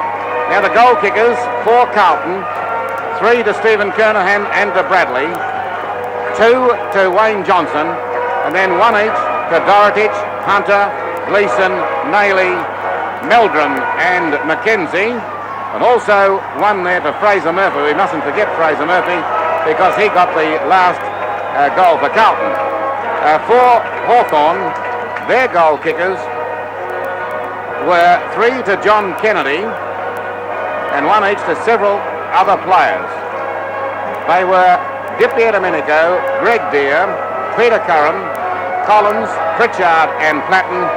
A total there of 9 goals. So repeating that final score, Carlton 15-14, 104 have defeated Hawthorn 9-17-71. Now, Johnny Watts, the 6PR listeners are there. And you can't say much about your Western Australian players from Hawthorn's viewpoint. No, you certainly can't. I was a bit disappointed, as I said, with Gary Buckenara. Hardly went near the ball all day, and unfortunately they were beaten by a far better side. As a matter of fact, Platten, him being shut right out of the game too, had a big effect, a devastating effect on Hawthorn, but you can't take anything away from Carlton. They played brilliantly all day, and led by a back line, Rhys Jones and Silvani in particular, they played magnificent football, Harry. Thank you, John. Now, again, to show the sportsmanship here of Hawthorn, they're mingling with the Carlton players. They defeated them last year. This year the tables were turned, everything going in the favour of Carlton, and certainly the rest made a tremendous difference. Gary Bryce was looking at it from Carlton's viewpoint today, and was the difference all that rest and the freshness? I'd say it was, Harry. It was quite evident in the last quarter, and you called it several times, the fact that players like Gleeson, Bradley, Glascott, players who had that extra week's rest and had finished full of running, whereas the Hawthorn players they looked tired just before half time. I think you could see they were starting to really do it hard, and full credit to Hawthorn, because they really did put in a magnificent effort to get to the grand final. But Carlton, worthy winners. They really held sway nearly all day. Even the first 14 minutes they held control of the game. Hawthorn got back only in a 5-minute spurt. They kicked 4 goals, but from then on it was really Carlton's game. Now the best player on the ground has been voted to David Rhys Jones, and he's thrilled to pieces. And it was a very deserving award, Ron Barassi. Couldn't agree more, Harry. Yes, he was my 3-voter. I thought he was absolutely magnificent. Played a control game, controlled aggression. His recovery after marking duels with Brereton was just magnificent. He was first in the air with a punch, in front of behind, and was first to the ground. It was extraordinary athleticism on his part. A great game. All right, now David Rhys Jones wins that award. And, of course, the Premiership medallions are going to be presented now. And so, too, is Bob Hawke getting his usual round of hoots. Nothing old is down here. And Bob Hawke will be presenting the Premiership Cup and the medallions to the Carlton players. Great effort by Carlton. And David Rhys Jones has been voted best afield to take the Norm Smith Memorial Award for best on ground in a grand final, and he deserves it too. No worries about that. Johnny Murphy, how did you see the game? Well, from the Hawthorn point of view, it was a pretty miserable day, and I've got that feeling that today could be the end of an era as far as Hawthorn is concerned, because some of the players are getting a little bit older now, and they're getting a little bit slower, and they lack a bit of pace. The Achilles heel of Hawthorn, I've always thought this year, has been their lack of pace, and it was shown up today. And also their lack of constructive forwards today, where they've been able to blitz sides all year and kick some big scores with a 5-pronged attack. When they took out Dunstall today, and also this is taking nothing away from Carlton, because they thoroughly deserve their win. They're taking Dunstall out of the side, and Morris going off early, and Buckenara and Brereton well held. There was nothing else there, and full credit to Carlton there, but where they rely on all year, their forwards, was a worry. And maybe they might have just played that 1 or 2 injured players, which has showed there may be lack of depth in the club at this stage. But full credit to Carlton. Hawthorn again, 5 grand finals in a row, and they top side. But today they weren't. All right, those comments there from Johnny Murphy. Now the cheers that you hear going on here are for the presentation of the Premiership medallions. By number, incidentally. Stephen Silvani led off, the number 1. The biggest roar so far has gone to Wayne Johnston, who really played his heart out earlier today. Wayne Johnston was reported 5 minutes into the first quarter by field umpire Robinson for a tackle on Dippy.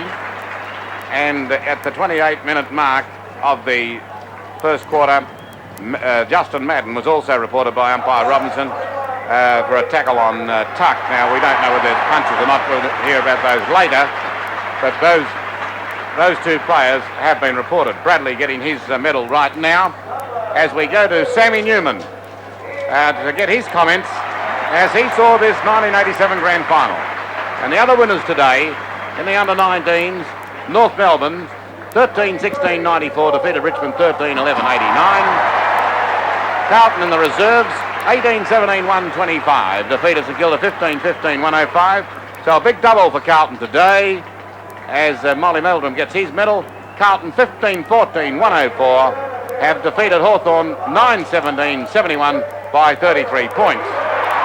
Here's Sam Newman. Well, I thought this was a terrible game of football today, unfortunately, after such a great year. Anticlimactic, to say the least. It was a foregone conclusion, I thought, after quarter time.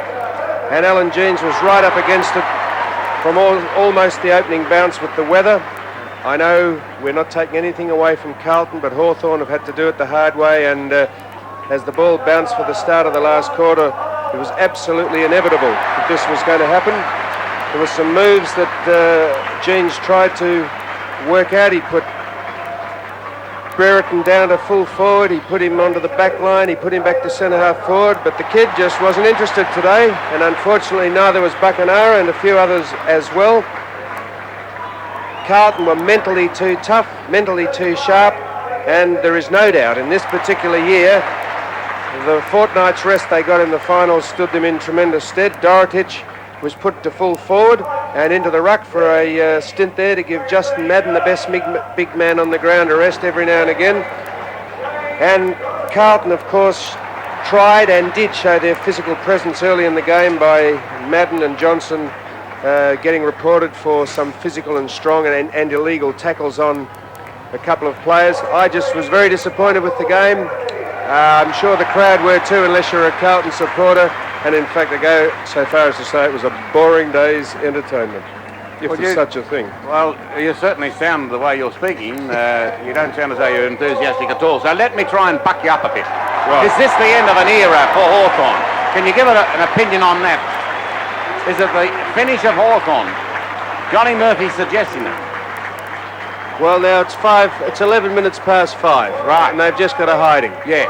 I think it'd be extravagant language to say Hawthorn, after playing such great football during the year, are finished, or the end of an era just 10 minutes after a football game. I think they should sit down and reflect, and perhaps the media should do, and work out the reasons why they got beaten convincingly here today. And when you consider they had to play 4 hard games in the finals and come up in a 30-degree heat day, I'm sure people will reconsider those rash statements.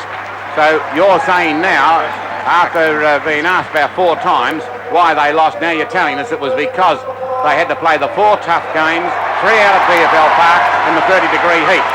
So they're not a finished side, are they? Well, I don't believe so, no. All right.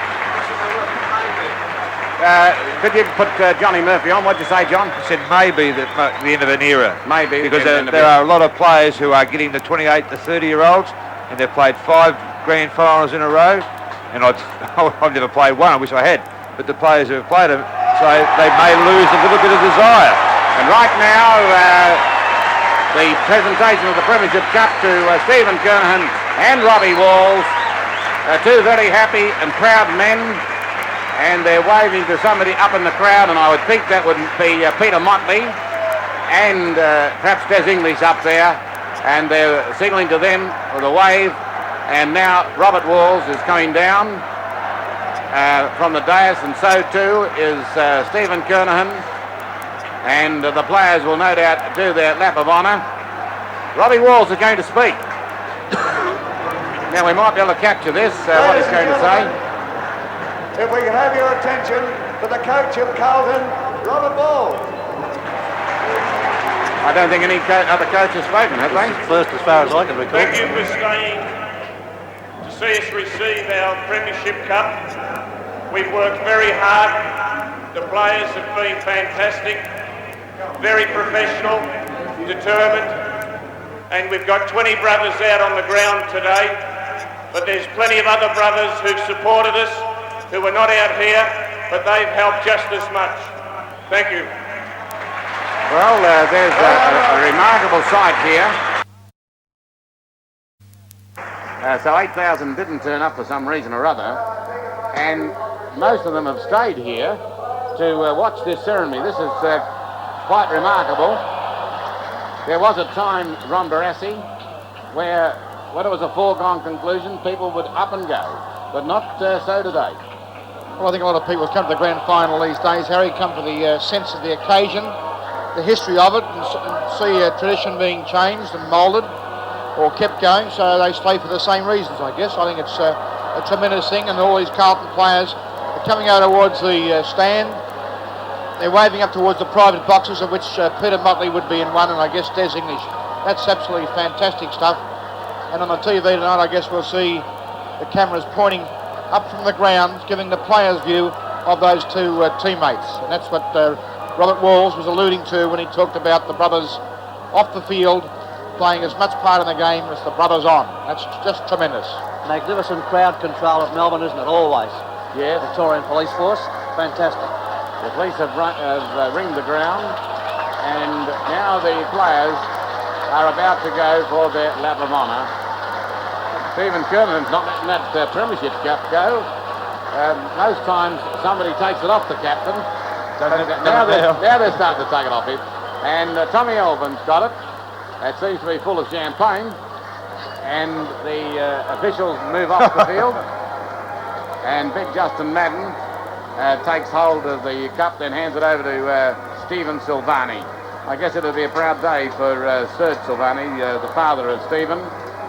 All the parents, of course, of these players, but Stephen, of course, who is developing into a great attacking defender. Yes, Ron? Well, Serge is out there talking to Ian Collins. They're both being interviewed by Ian Robertson from Channel 2. Of course, Ian's a former Carlton Premiership player himself, and there'd be three very happy ex-players, two of them playing a vital part in the building of this team today and the continuation of Carlton as a power club. This young Stephen was left out of the grand final last year and was bitterly disappointed about it all, wasn't he? He was. So was Serge too. Yeah.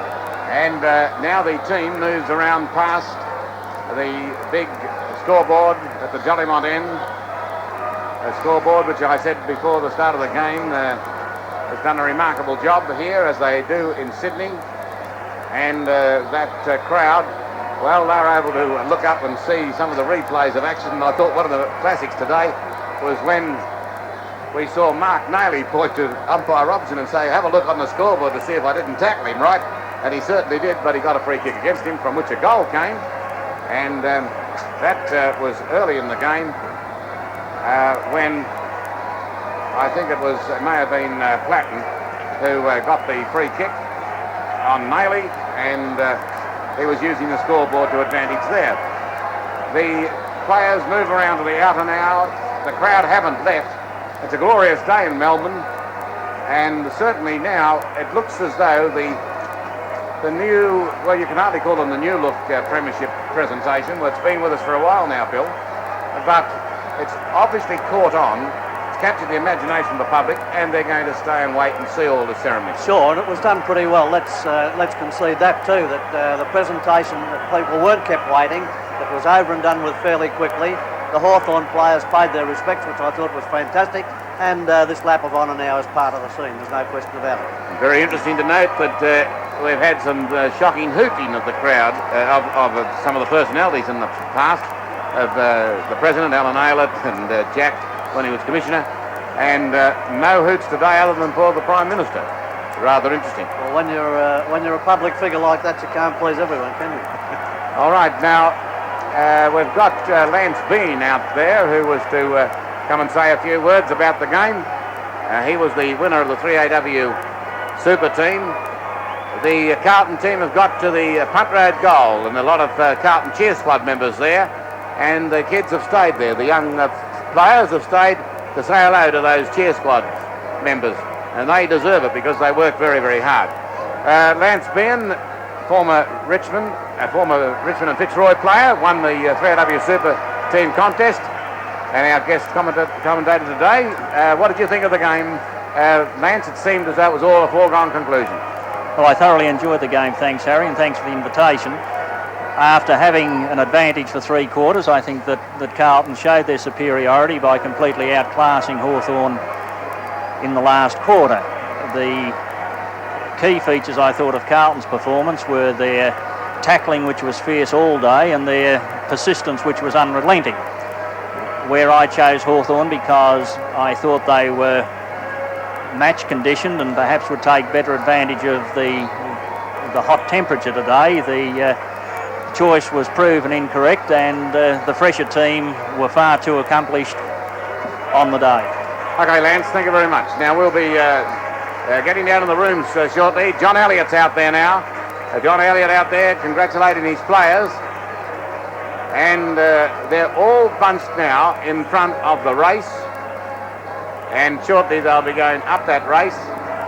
And they're moving up there now, and in a moment or two, I guess, we'll be crossing down to Tommy Layoff, who will be in the race with Al Martello in the rooms. And, of course, we'll be capturing the great atmosphere down there of that win. John Elliott about to talk to Robert Walls. Yes, Bill? The Guernsey swapping, which used to be practically traditional, is only two players exchanged Guernseys. Russell Green exchanged with Kennedy of Carlton. Yes, I noticed Russ going off with the number 43 on. And we had Kennedy. Now Robert Walls goes up the race. And very soon Tommy Layoff, which he has made rather famous. These after the finals matches interviews in those rooms. It certainly made him famous. To get his men, he's had to go into all sorts of funny places. He's a legend.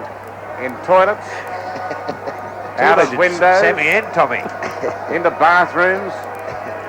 I suppose he might get away with it because of his age. But he'll be down there very shortly. This might be a job, Sammy, that you could aspire to, taking over from Tommy in the rooms.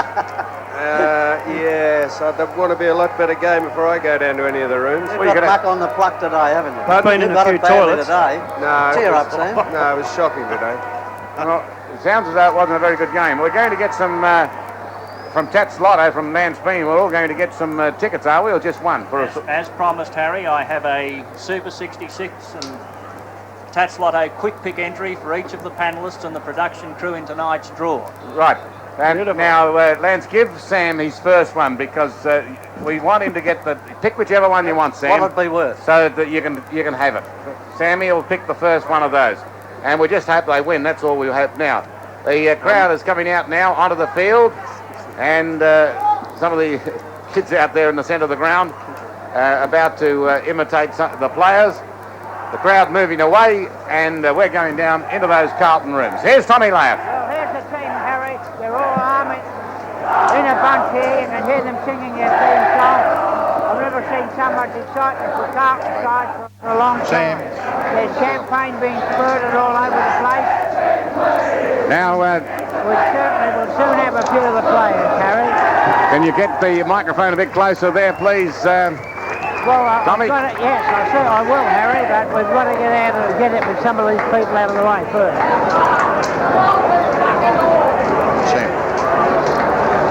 Okay, now Tommy's down there, and you can hear the club theme song, and certainly there'll be plenty of people down there. Plenty of people down there, Sam? Tom? Yes, Harry, there are hundreds of people in here. They're all over the place, and with me, Harry, at present, I've got David Rees-Jones. Well, he was voted best to field. Congratulations, David. Thanks, Tommy. Thanks very much. Did you expect to win as easy as that before you started? Oh, no, we knew it was going to be a tough match, and it was a tough match. I don't think the scores reflected anything. How was it out on the ground? Was it that hot? Oh, boiling. Boiling, was it? There was 30 in the stands. There was 40 out there. And how did you enjoy your tussle with Dermot Brett? Well, he was obviously carrying something, so, you know, I can't take full credit for the game. Well, all right, well, thanks very much. Once in there, okay, thanks, David. Well, Robert Walsh has just taken them inside, Harry, so all right. able to get Rees-Jones. Okay, thanks, Tommy. We'll come back to you shortly. We're going to give our voting up here in just a moment or two. We'll take a break right at this moment. The time coming up toward 23 minutes past 5 o'clock on the grand final day. This is 3W Football. On 2GB News Talk 87. Last year it outgunned everything on television. And The war hadn't even begun. Now the final chapter of John Jake's sensational epic. I have a chance to be part of, to make history. By killing Southerners? 500,000 men and boys would perish in a conflict such as the world had never seen. This fight will lead to the death. An all-star cast over 6 explosive nights. Singapore Airlines and Surprising Singapore present North and South 2. Premieres tomorrow night, 8:30 on Channel 9. People of discerning taste choose the finest teas of India, Maya and Nataraj. So chosen because they're anything but your ordinary cup of tea. You see, Maya and Nataraj use only first-grade leaf tea in tea bags for convenience or caddies to keep the freshness in. Maya and Nataraj. Available from retailers of good taste, including David Jones, Grace Brothers, Woolworths, and gourmet outlets. Not your ordinary cup of tea. Countess Maritza is a musical with magic. The Australian Opera's production of Countess Maritza is playing now for a limited season at the Sydney Opera House. Acclaimed by critics and audiences alike. It's fun, it's light-hearted, a delightful evening not to be missed, said The Sun. Surrender to the charms of operetta. You'll surely fall for Countess Maritza, said the Daily Telegraph. Excellent seats remain for some performances. Countess Maritza. Book now at the Sydney Opera House on 20525. 44 hit-outs. Madden had a bad day, he had 38, and Hawthorn had 19. Now, the top kick gatherers, Johnston of Carlton, 19, Robertson, 14, Glascott and Nayley also 14, Dennis, 12, Rhys Jones, 11, and he had 12 hand passes.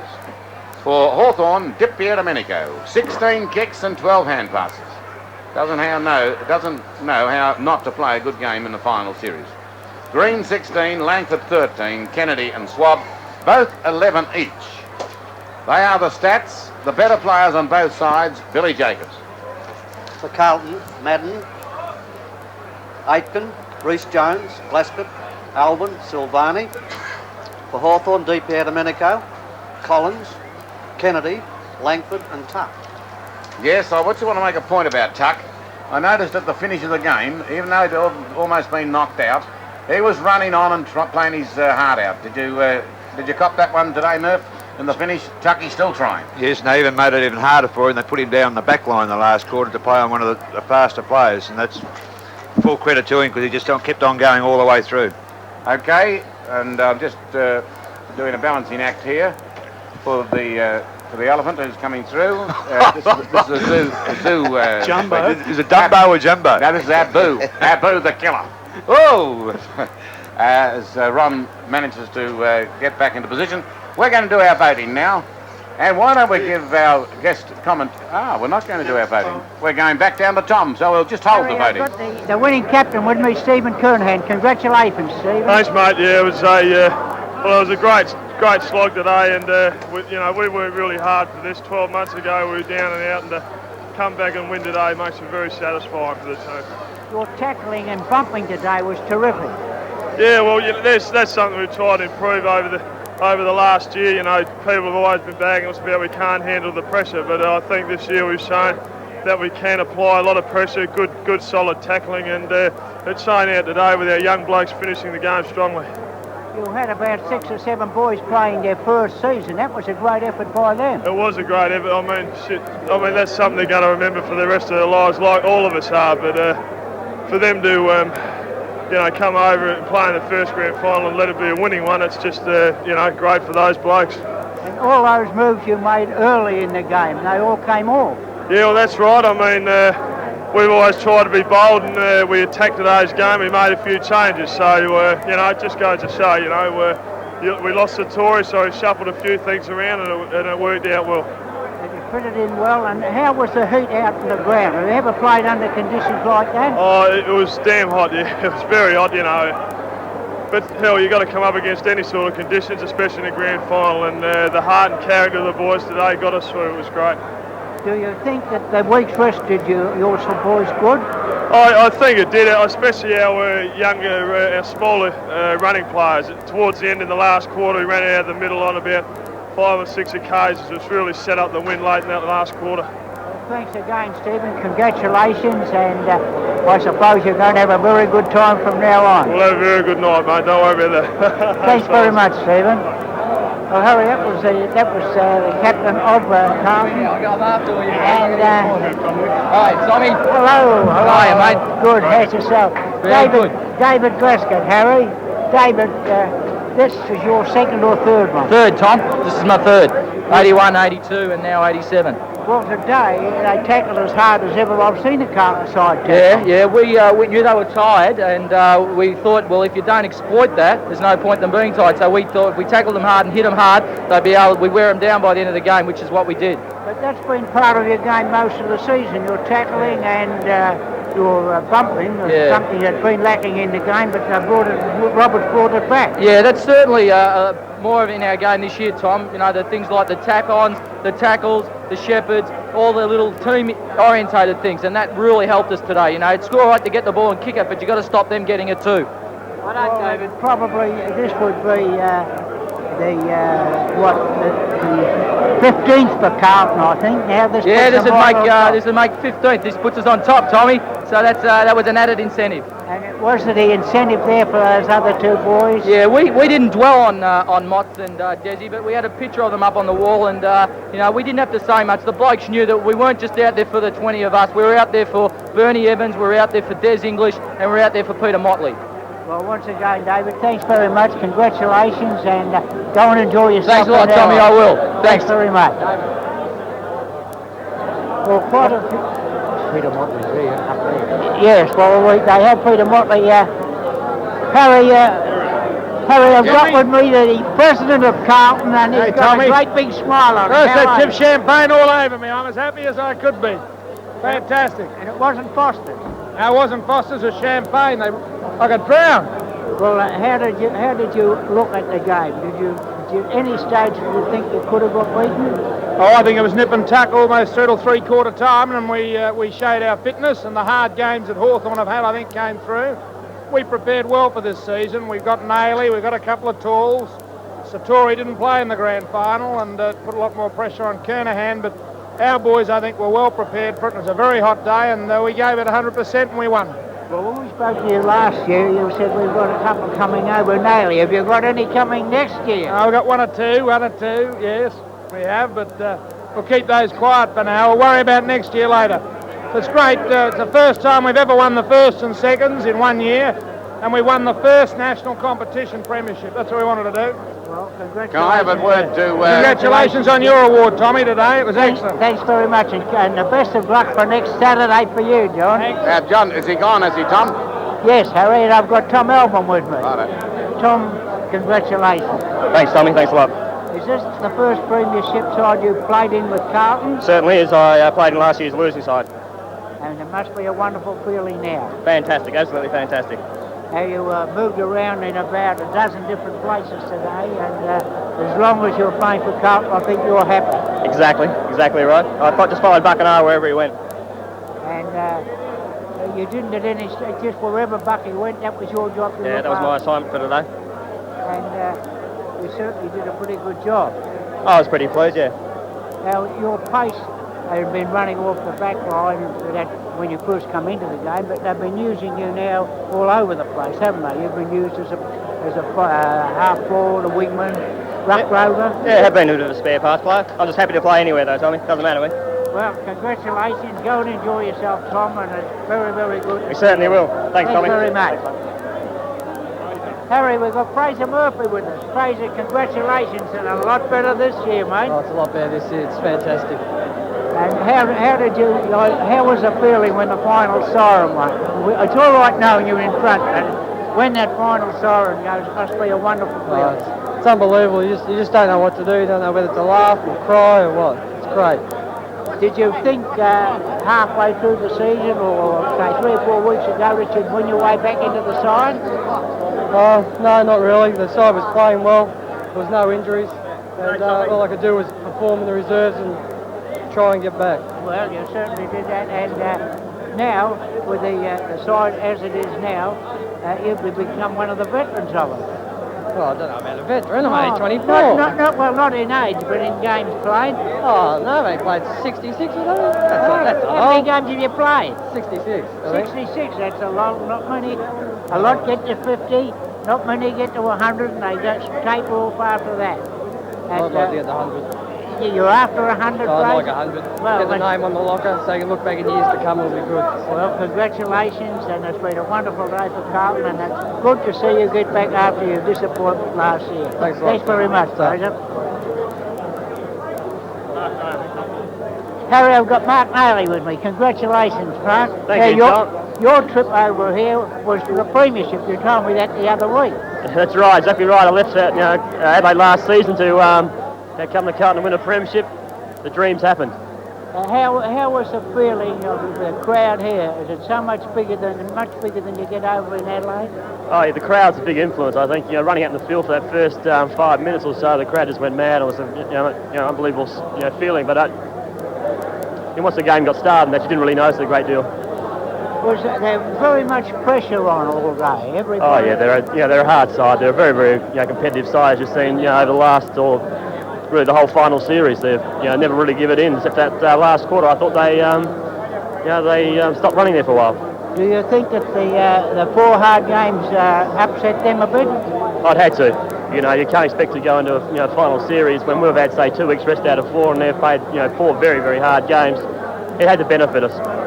Have you altered your game from what you played in Adelaide? Have you become more aggressive playing in the VFL than you played over there? My game's improved, I reckon, by at least 30% since I left from Adelaide. They make you work a lot harder over here.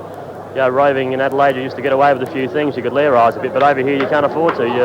There's a certain game plan you've got to stick to. That's the way you got to, way you have to play. Well, you have explosive pace away from the packs. Have you always had that, or did you need it over in Adelaide, or did you find it since you've been here? Oh no, you just run for your life. I think that's what it is. It was probably the thrill of going up when they put that medal on you.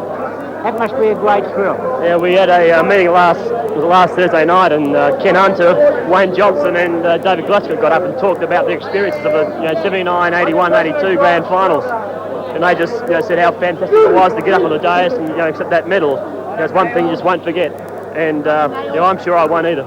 Well, the trip over here has been well worthwhile, and I think I can retire now. You think you can retire? You'd probably have a couple more years to go, have you? I think so. Yes, Tom. Well, thanks very much, mate. Thank you. Congratulations. Yeah, mate. And Harry, we have our good mate over here, Wayne Johnson. How are you, Tommy? How are you? Good, buddy. Well, this is the 3rd one for you? 4th, mate. 4th? Yeah. Oh, it's getting a bit monotonous, isn't it? Well, I can get monotonous as it likes. I like it.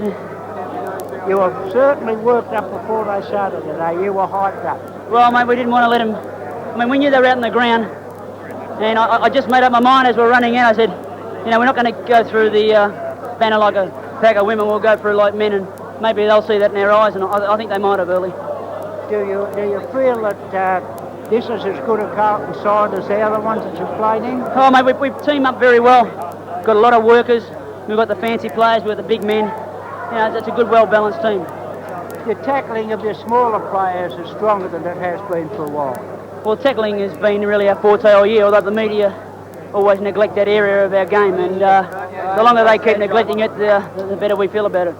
Tommy, is there a chance that we could put the ear plugs on Wayne? Yes, there is a chance, Harry. We've already put them on. Can you hear them up there, Wayne?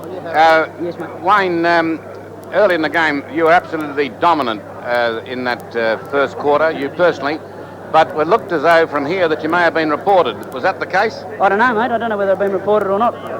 Robbo said something to me, but I wasn't really interested in what he had to say, so I just played on.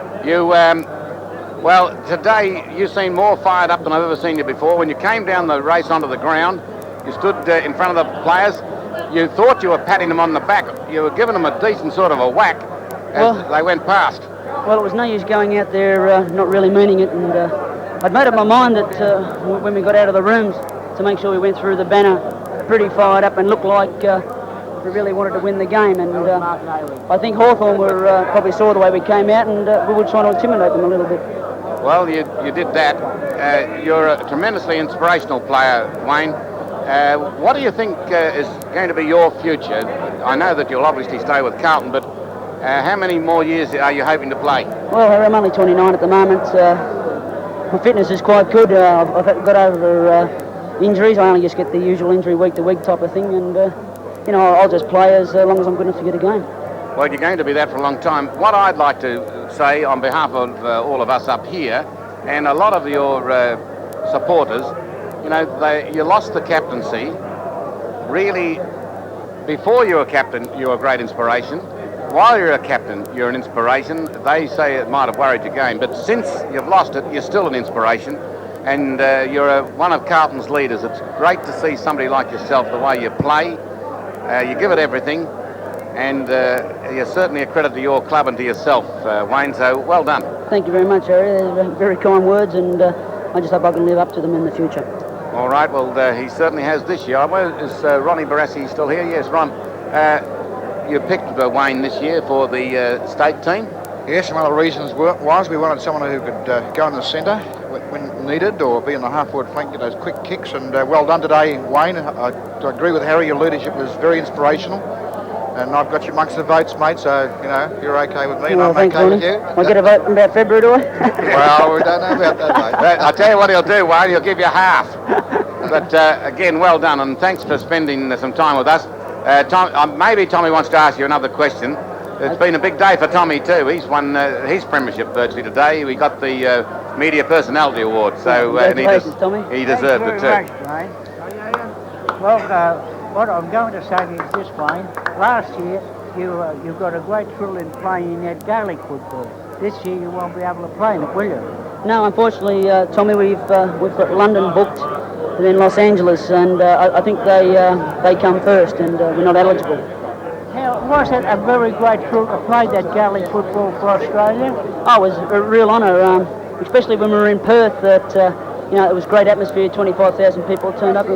Good conditions and good game, but unfortunately when they took the game away from Perth, you know, the inclement weather in Adelaide and Melbourne just really brought a downfall to the game. Well, once again, Wayne, thanks for your cooperation all throughout the season. I hope you have many, many more years, because while you're playing, I've always got someone that I can come and speak to. Tommy, Thanks, one of the nicest blokes I've met. Thanks, mate. Wade Johnson. Well, I think he has been reported, but we'll find out a little bit later.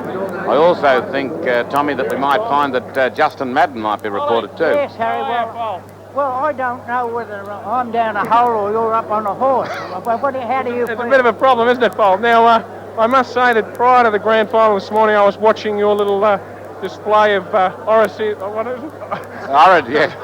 little speech on the television at the breakfast this morning, and I certainly think that might have been a great inspiration for us. Paul, it was great to see. Well, thanks very much. This is your first premiership, Justin? Yeah, and it's a really sweet feeling, Paul. You know, you train and you go through a lot of discomfort with the game, and quite often you think it's bloody ridiculous. But when you have your highs like this, you know, you really appreciate them. It's still a bloody ridiculous game, but you still appreciate it, I think, Paul. Well, yes, that's what happens. It's such a wonderful game. You meet such a lot. Like you go out for 120 minutes, you're into one another. As soon as the siren sounds, well, it's good luck. See you next season. Exactly. You know, it's an amazing game, because before you know it, we'll be training for the next season. So you've got to lap every bit of it up. Appreciate it. I'll walk around in this gear for as long as I can, because I'm sure if I shower, I've got to start thinking about, you know, what happens next week. But it's a marvellous feeling, and it's really sweet, Paul. It's great. Well, you've got a couple of important games that come up overseas. You've got to go to London, you've got to go to Los Angeles. Yeah, they reckon they're pretty important, Polly, but, you know, we're yet to see, I think.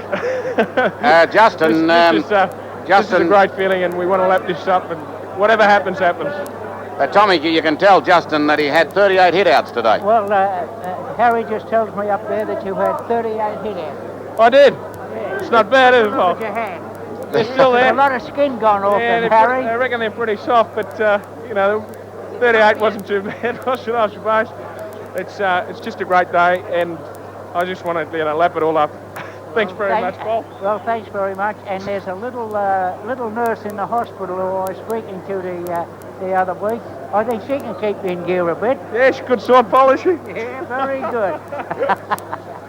Thanks very much, Paul. Much appreciated. Good. How are you going down there, Paul? Now, Tommy. Yeah. How are you doing down there, Tom? Well, I don't know. Could we take a little break here? Give you a little rest for a moment or two? We've got Harry. Well, you see, Tommy's in charge, and when Tom's in charge... When Alan gets hold of me, I've got Ken Hunter. Ken, yes, congratulations. Thanks very much. Thank you. Got a cheer squad there. How did you pull up? Oh, feel pretty good now, Tommy, now that we've got that cup. Any sore spots have disappeared. Is this your first premiership with Carlton? No, it's my third winning one, Tommy, so they're all as good as the next one. Well, you told me the other week that you're looking forward to another few years yet. Well, I've got another year to run on my contract, so I'd like to play next year and see how I go after that. How do you like the shift from down to the half-forward flank? That's for an elusive young player, not for the 30-year-old. Yeah, well, I guess when you get to this age, if you can play in a number of positions, it helps to stay out in the field, Tommy. Now, the boy, is this as good a side as you've had for a while? Well, it's hard to compare sides. I think all premiership wins that I've been associated with have all been great. And I guess the next couple of days I can sit back and reflect the comparisons. But really, I don't think you can really compare sides when you win a premiership. Do you think of all of the style of the Carlton from last year?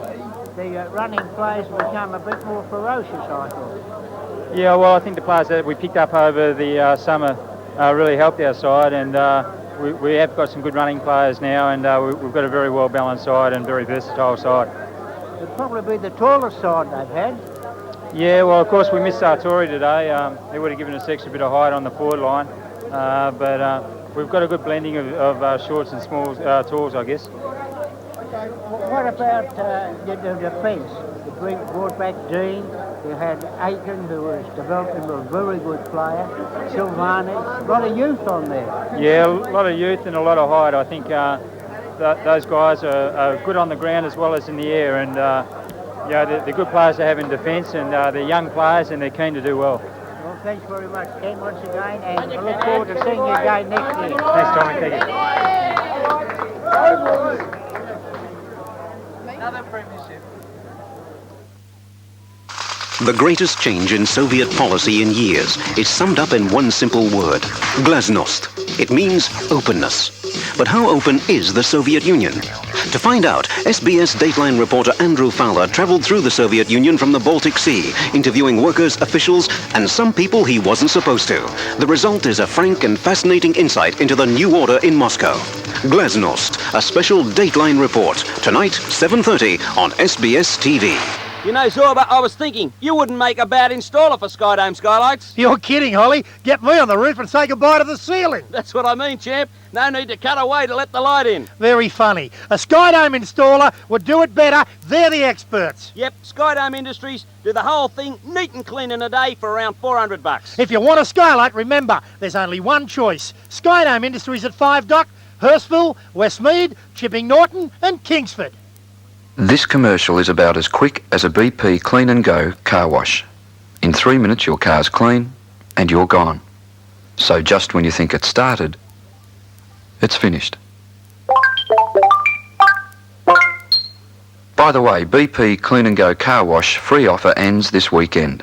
So for a quick, clean, free car wash, just buy some petrol where you see the Clean and Go sign. BP Clean and Go car wash. In 3 minutes your car's clean and you're gone. Code of Silence star Chuck Norris is back. Sleep tight, sucker. With the Lee Marvin in 7 spectacular movie premiere, The Delta Force. This is a hijack! They fight against the blackmail of terrorism, the only way they know how. You take one of us, you gotta take us all. It's a new age of terror that requires a new breed of warrior. The Delta Force. 1 minute to showtime. Lee Marvin and Chuck Norris. The Delta Force. Tomorrow night on 7. Take me away, pretty princess. Time, the tide and Sea Princess wait for no one. Right now is the perfect time to book for January 88 cruises to the fabulous South Pacific. Go cruising to an exotic chain of islands on either January 4th or 16th for 12 nights, or experience Magic Tahiti, departing January 28th for 28 nights. But hurry, see your travel agent or P&O booking centre now.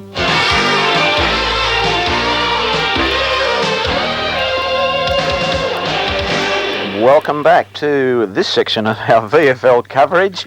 Ian Trent in the studio, of course. I'm joined by Kevin Taylor. Kevin, great grand final today. We've just been listening to Tommy Lath up there for about the last 20 minutes in the Carlton dressing room. They're happy boys, of course.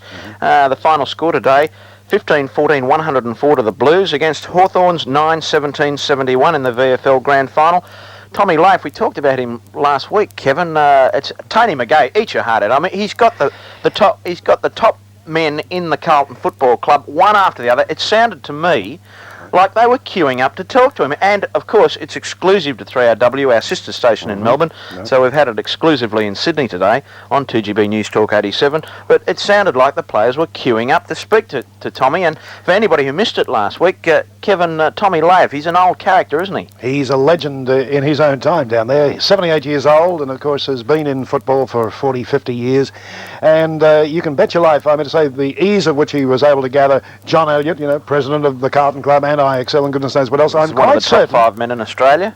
Yes, well, I'm quite certain. He was in the queue too. He didn't come first. Right, no, but if Robert Holmes had caught, even Bob Hawke, the Prime Minister, I'm certain that had he been down there, Tommy would have questioned him very thoroughly about the game. But he is unique. There's no two ways about it. And as you said, it is an exclusive, and there is no other way of getting that feeling of being inside the dressing rooms. And Tommy just has that remarkable ability of being able to gather them all around. And of course, as you heard on radio, everyone knows him. They queue up. They want to speak to him. Not too much discipline there either. He didn't have. When Harry wanted to go to a break, we counted, I think, 3 or 4 minutes until Tommy was finished. He has a unique broadcasting ability and reading of the art. All right, Kev, let's have a look at the game. I mentioned the scores before. Let's have the details from you. Okay, Carlton won 2 premierships today. Indeed, the winners in the MCG Grand Finals, the VFL, this afternoon. Indeed, there was 92,754 people at the ground this afternoon, which means, of course, around about 8,000 or 9,000 people bought tickets, but they never showed. 92,000, they saw... Going backwards from the first game this morning, the under-19s, North Melbourne won that premiership over Richmond by 5 points in rather controversial circumstances because the timekeeper unfortunately hit the button by error 2 minutes before full time. The play stopped. They had to go back on. Richmond were on a high and they went under by 5 points. Could be a hearing about that. But North Melbourne 13 goals 16-94 defeated Richmond 13 goals 11-89. And in the reserve curtain raiser, Carlton were good victors by 20 points. It was Carlton 18 goals 17. 125 points from St Kilda 15-15, 105. And in the main game, with Carlton leading by 11 points at half-time, they extended that to 16 points at the last break, three-quarter time, finally going on to be 33-point victors for their 15th VFL Premiership. And, of course, that extends their run and the number of premierships to the greatest by any single VFL club since the game started back in 1897. Next one down the line is Essendon on 14. But the final scores today, Carlton 15 goals 14, 104 points, defeated Hawthorn 9 goals 17-71. And the major goal scorers this afternoon, Bradley 3, of course for Carlton, Bradley 3, Kernahan 3, Johnston 2 and 1 each to Hunter, Dorotich, Meldrum, Gleeson, Gnarly, Mackenzie and Murphy, whilst for Hawthorn, 3 goals to John Kennedy and 1 apiece to Platten, to Peter Domenico, Curran, Greg Deere, Pritchard and Collins. And as we're seeing this afternoon, best players for the afternoon, and Justin Madden. The statistical counts show that Justin Madden at the hitouts received 42 hitouts to Greg Deere for Hawthorn, just on 14. But as we saw them this afternoon, best players for the Blues, Madden, Aitken, David Rees-Jones, Glaskett and Silvani, whilst for Hawthorn, Peter Domenico had 16 kicks this afternoon. Good performance, never fails to turn it on in the finals. Collins, Kennedy, Langford and Tuck, and of course Carlton's David Rees-Jones got the nod for the Norm Smith medal as the best player on the ground for the grand final this afternoon. And it was a great game by the former Sydney Swans player, a great game of controlled aggression as it was described. But okay, Carlton turned it around from 7 goals down last year when Hawthorn won to a 33-point victory this afternoon for their 15th VFL Premiership. Kevin, of course, this section of the program brought to you by our regular sponsors, the best tyre people in the business, Independent Tyres, of course. If you've got any worries about the tyres for your bike or your trailer or your tractor or your most notably your car, independent tyre service. They're right round Sydney, in fact right round the state. They're the best people to see. And of course Skydome Industries. And Skydome Industries are Australia's largest manufacturers and installers of skylights. Only Skydome provide highly trained craftsmen to expertly flash your Skydome to the roof. Skydome are the best people to build a timber light well from your Skydome down to the ceiling. They tailor-make the light well as well. Skydome are the best to give you a written 3-year guarantee. That's great. Even if you install your own Skydome, you're still covered by that guarantee. And the Skydome range is so extensive that they have a skylight for every type of roof and a whole heap of accessories. A Skydome skylight can be installed by you for only around $220. And of course a Skydome skylight can be installed by the craftsman there at Skydome in under a day for only around $400. Skydome Industries, as I look up onto our screen today, you can get them at 5 Dock. Get in touch with the boys there at Hurstville, Westmead and Chipping Norton. Skydome Industries, great sponsors of our regular Skydome program, I was going to say, Kev, of Sportsline. Of course, 2GB News Talk 87, and we're coming up to the 6 o'clock Macquarie National News in around about 5 minutes. The Norm Smith Medal today, David Rees-Jones. Deserved winner? Most definitely. Played a great game, cut Burton right out of the game, and played a great game, a real team man's game.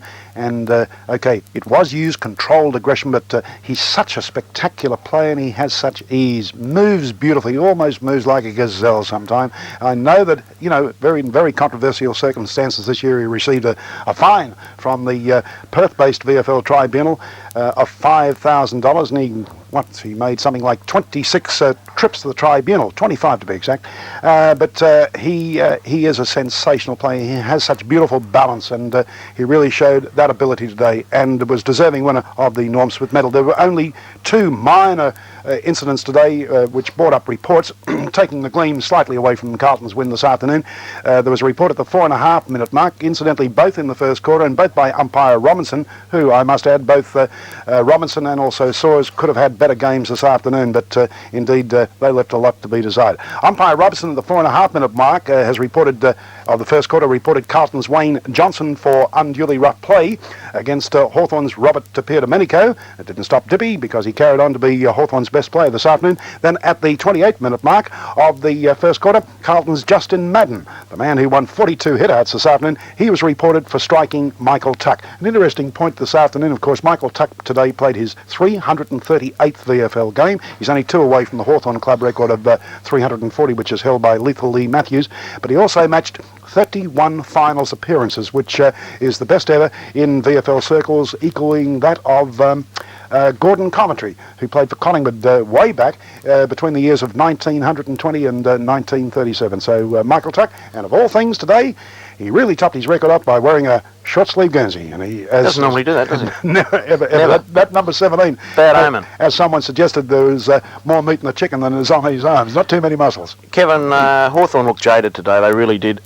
Several of their stars, I mean, you wouldn't even know they were on the ground. Unsighted. Just went missing, and for performance, lack of performance today, I think you've got to mention Gary Buckenara and also Curran, but also Dermot Burton. They shifted him around. They even shifted him to the back line the last quarter, and they were found wanting this afternoon. But obviously very tired legs, 3 successive hard finals game, and as it was suggested, whilst it was 30 in the stands this afternoon, it was almost 40 degrees out in that in the middle of that oval this afternoon.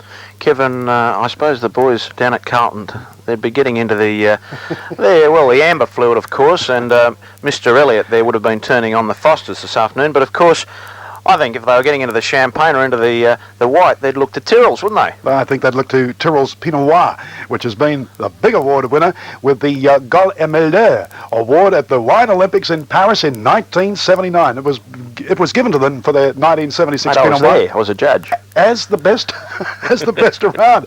They beat a whole lot of French wines and hundreds from all around the world, making it part of the best districts of the world.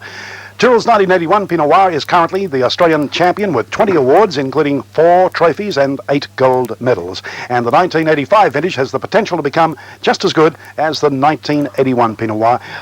according to Murray Tyrrell. Murray Tyrrell has based his Pinots on the great wines of the Burgundy region of France, but he's produced a wine which is distinctly Australian, which rich, mellow fruit, and a lovely lingering flavour that has already knocked over the best the rest of the world can come up with. Tyrrell's, the best wines in the business. Kevin Taylor, a wine expert, I can assure you, indulges frequently in the Tyrrells. Coming after the 6 o'clock Macquarie National News, Jim Dibble again taking over from John Pearce once more on a Saturday night until midnight tonight. And his topics tonight, if you'd like to give him a call on that open line number, 2690669. Are people getting tired of TV?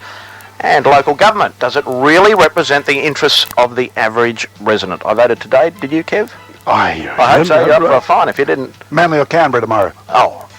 Hard with Manly. Canberra, but Manly to win. Exactly correct. Kevin Taylor, it's been a great season. We've got to leave it now, but you'll be back in the off-season with a regular segment of signings and comings and goings. Thanks very much. It's been a great year. Thanks, Ian. We'll see you tomorrow on our grand final coverage, 11 o'clock.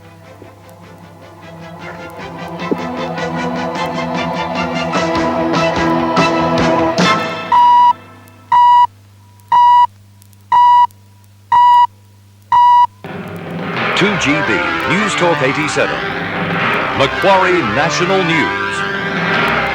It's 6 o'clock. Good evening, I'm Sue Nelson. In this bulletin, an urgent appeal from Fiji, and Aboriginals take to the Sydney streets to protest deaths in custody. Fijian Governor-General Ratusa Penaia has declared he's still the legal authority in the country, despite yesterday's second military takeover by Colonel Rambuka. The Governor-General has held talks with both the Australian and New Zealand High Commissioners, where he's told them Colonel Rambuka has not officially informed him about the coup. Australian High Commissioner John Piper says the Governor-General is not under house arrest, but is under surveillance. Meantime, the wife of imprisoned Fijian Prime Minister Timothy Bavandra has appealed to Australia and New Zealand to apply trade sanctions and other international pressure after the second takeover. Mrs. Queenie Bavandra says military intervention is impractical. She believes any hopes for democracy in Fiji are futile, while the military is responsible for affairs of state, and she says she can see uncertainty, anxiety and total chaos ahead. Mrs. Bavandra has issued this appeal. I want to make an appeal to the Australian and New Zealand governments to apply more pressure than what was applied the last time after the first coup. If, this is a time when we really need some form of assistance. Whatever pressure there is that they can apply in an international forum would be most welcomed this time. Meantime, the Australian section of the International Committee of Jurists says Australia should sever its ties with Fiji. President John Dowd, who is also the New South Wales Shadow Attorney General, says the federal government should encourage other nations to do the same. Mr. Dowd says strong action is needed. The situation can only deteriorate now because